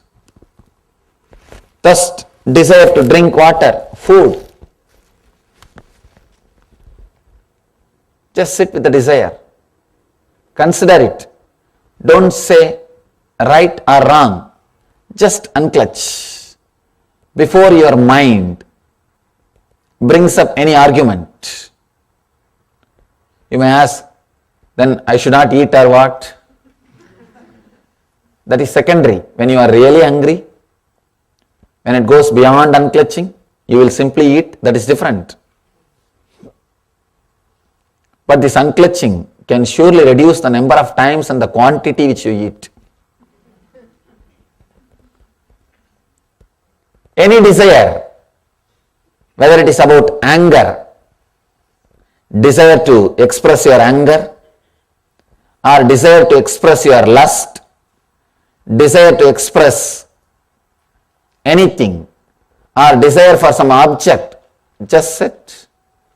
Consider the desire and suddenly, before even your mind is ready, unclutch from it. Unclutch from it. Shiva is giving so many wonderful methods for so many different kinds of beings. The today's technique is for powerful, intense, courageous seekers who are tired of their same way of living, who are really tired of dilemmas, who have suffered enough with their mind, who have lived enough,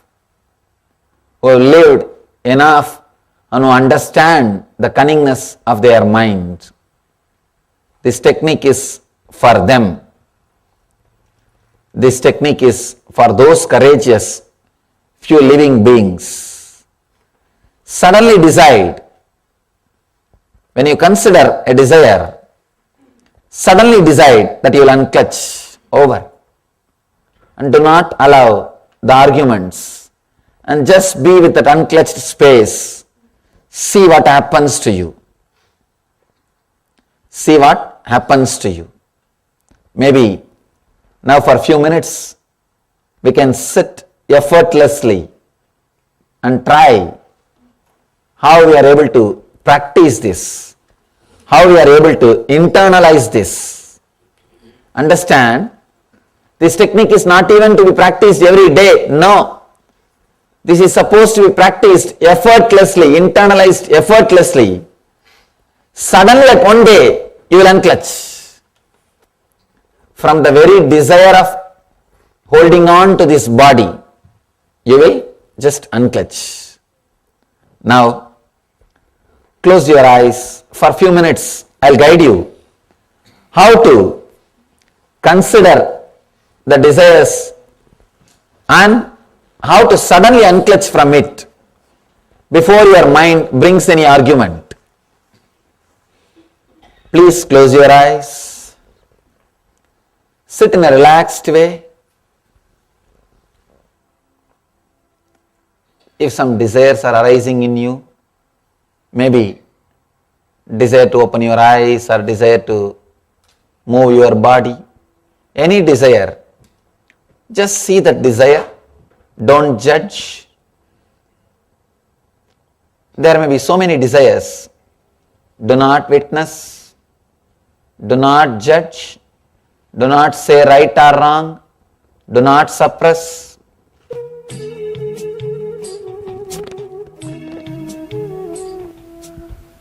Just see.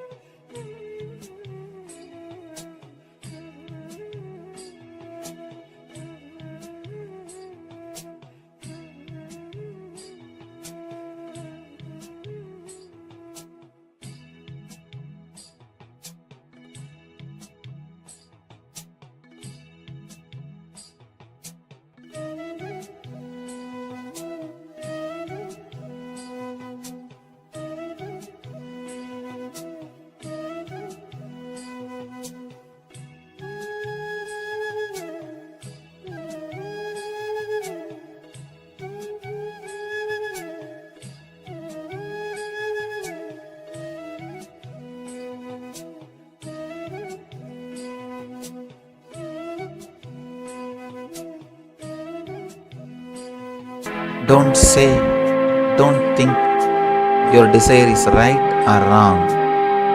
Just see it. Let your eyes be closed.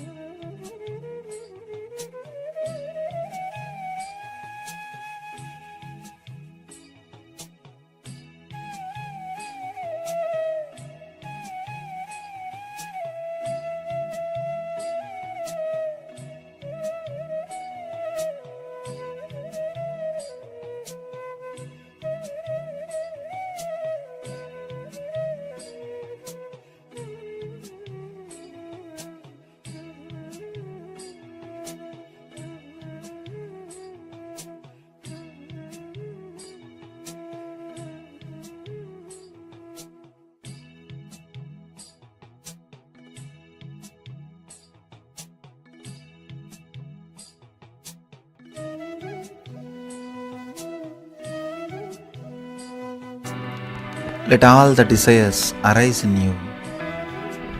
Don't suppress them. Don't judge them. Don't say they are right or wrong.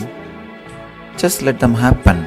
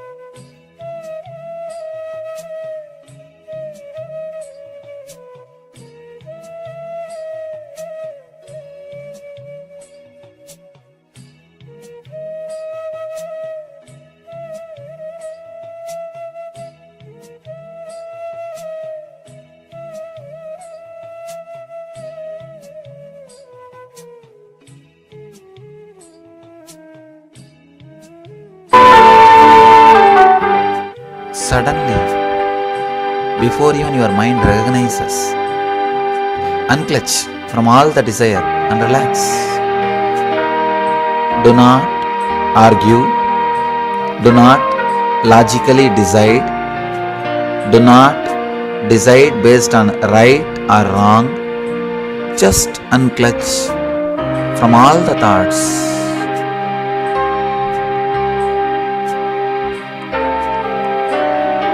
Let your eyes be closed. Just unclutch from all the thoughts.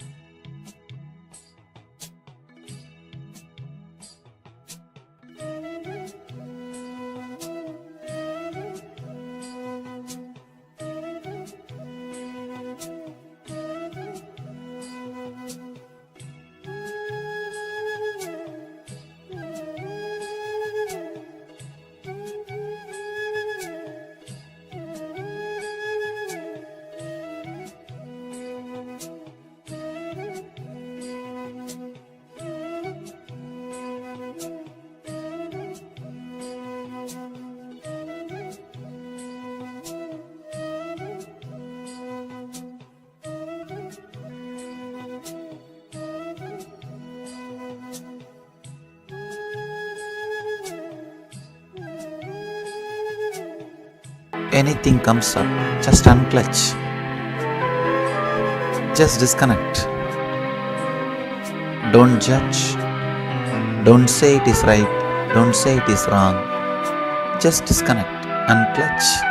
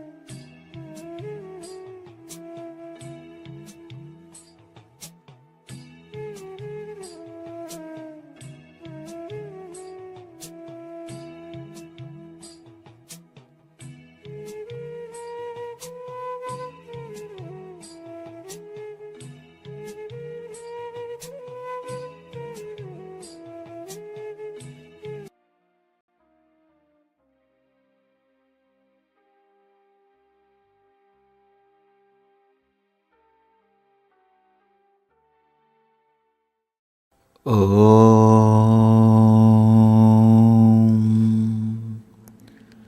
Nityanandam. Relax. Slowly, very slowly,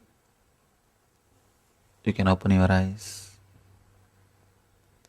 Try, whenever you are caught by strong emotions or strong desires, just sit with it. Don't judge. Don't say right or wrong. Consider it and suddenly unclutch from it without even allowing your logic to question, to come up. When you unclutch, you will see the truth in you.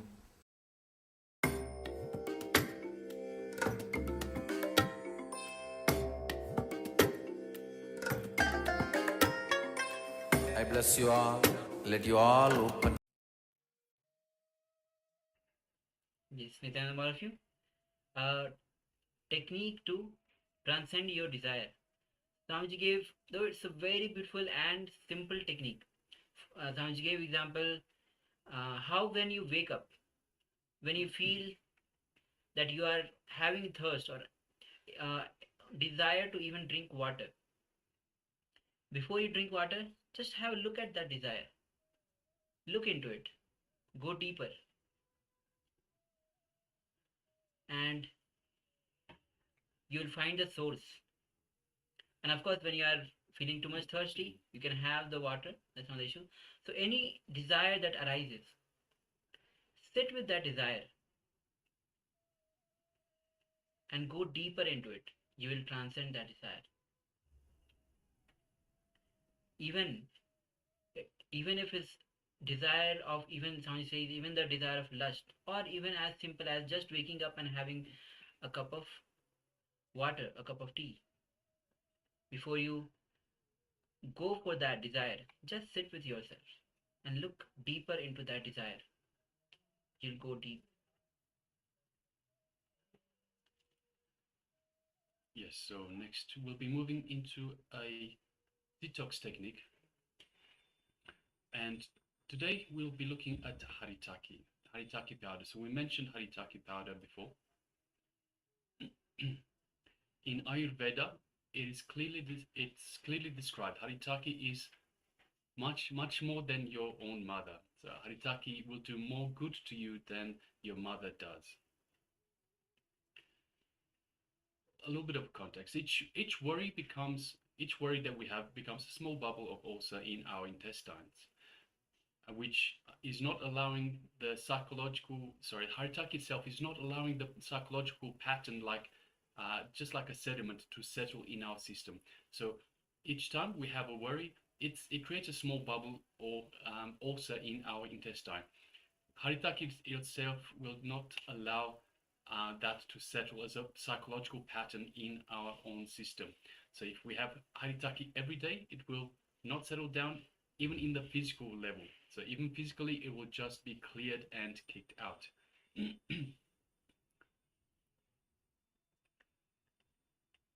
Haritaki powder increases, so there's a few benefits for Haritaki powder. It increases the oxygen level in our body by 300%. So, Swamiji.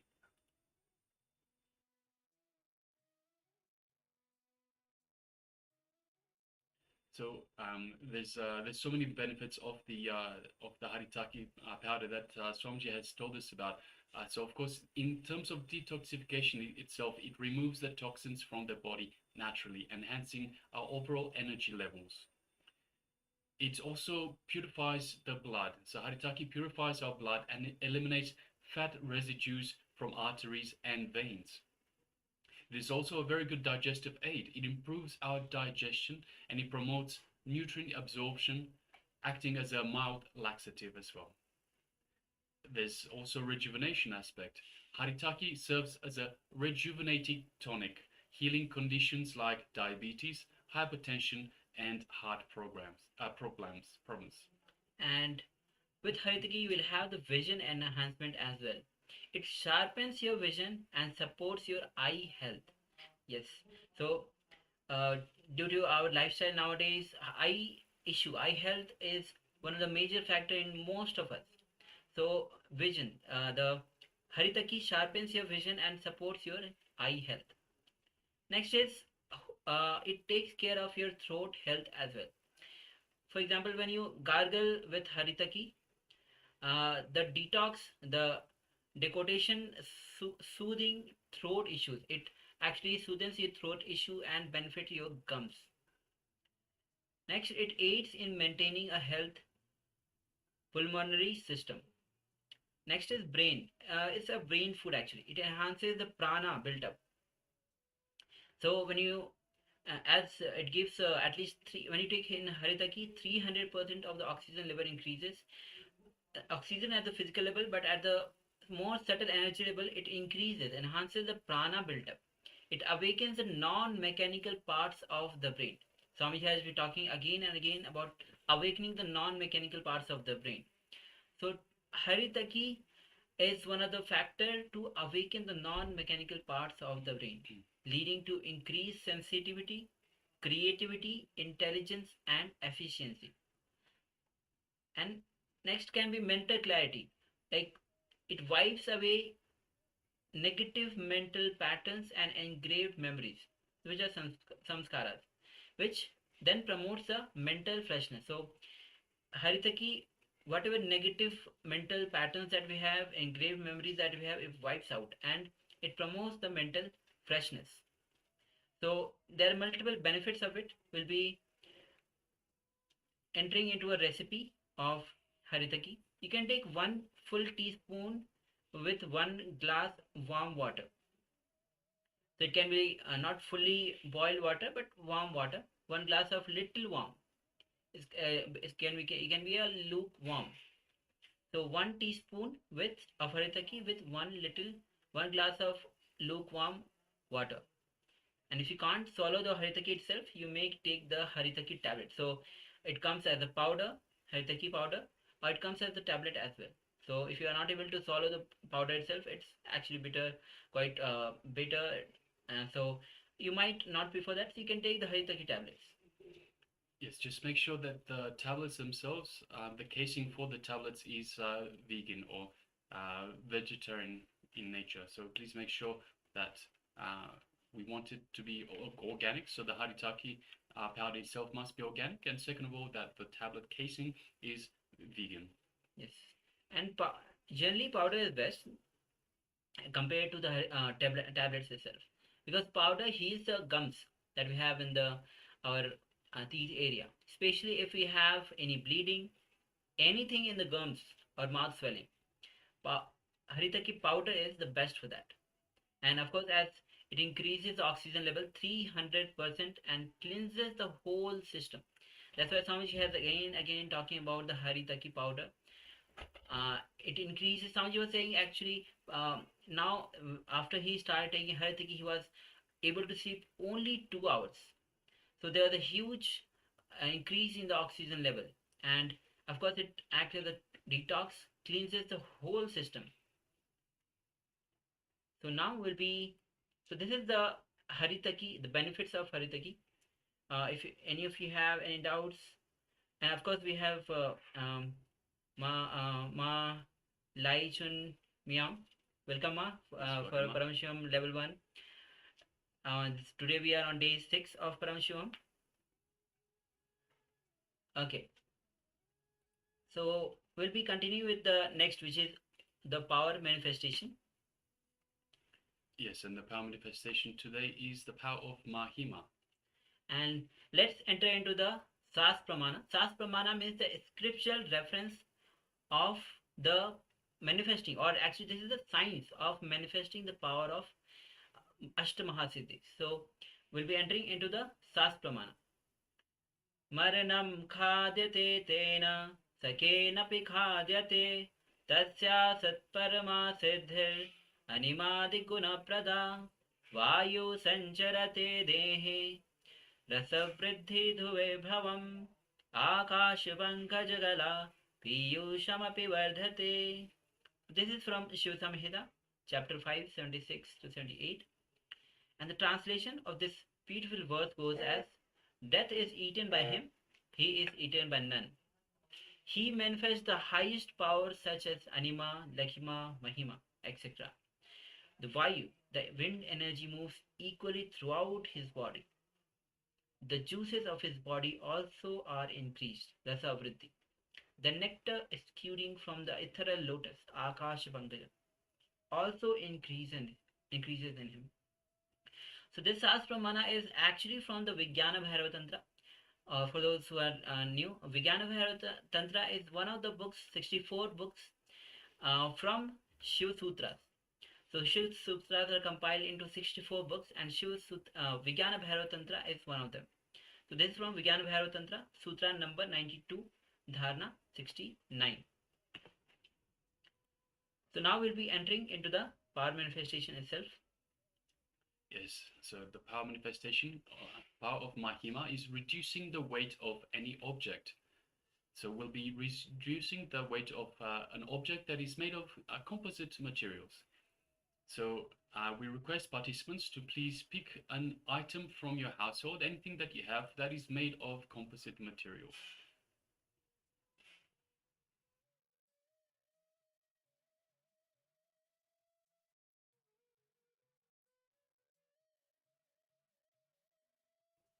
Yes, so once again, requesting participants, please grab an object that is made of composite material.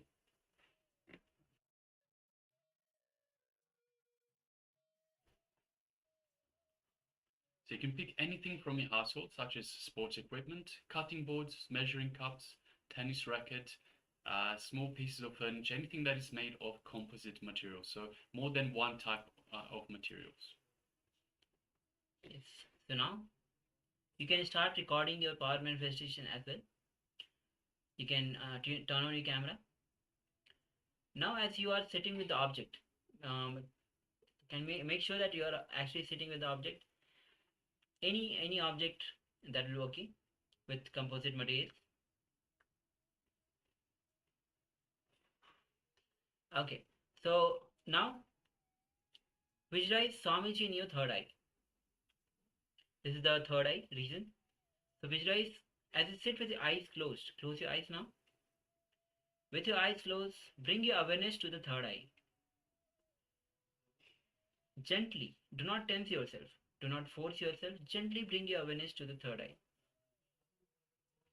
And visualize Swamiji in your third eye.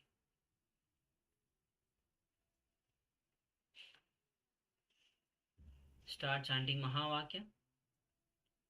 Om Nityananda Paramashivoham. Om Nityananda Paramashivoham. Om Nityananda Paramashivoham. With this intense, deep feeling connection with Bhagwan, ask Swamiji to reduce the weight of an object. The first step is going to be take the measurement of the object. So if you have any measurement app in your phone, or if you have the weighing scale itself, take the initial measurement of the object that you have with yourself. This is going to be your initial measurement. After power manifestation, we'll be again measuring the same object to verify if how much there is a change in the weight, or if even there is no change.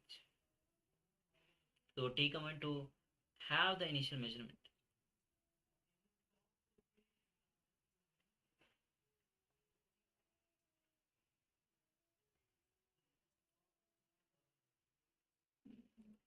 Okay. So now, as you continue to chant Mahavakya, declare with intense declaration, command the object to change the weight. With your intense declaration, ask Swamiji or give the command to the object to change its weight. Continue to chant Mahavakya. Let's manifest this power. Paramashivoham Om Nityananda Paramashivoham Om Nityananda Paramashivoham Om Nityananda Paramashivoham Om Nityananda Paramashivoham Om Nityananda Paramashivoham Om Nityananda Paramashivoham Om Nityananda Paramashivoham Om Nityananda Paramashivoham Om Nityananda Paramashivoham Om Nityananda Paramashivoham Om Nityananda Paramashivoham Om Nityananda Paramashivoham Om Nityananda Paramashivoham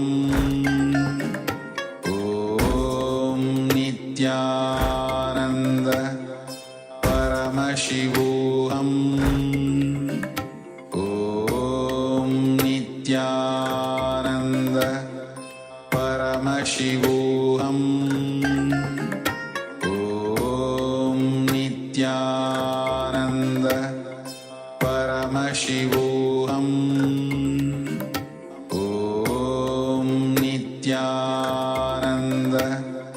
Paramashivoham Om Nityananda Paramashivoham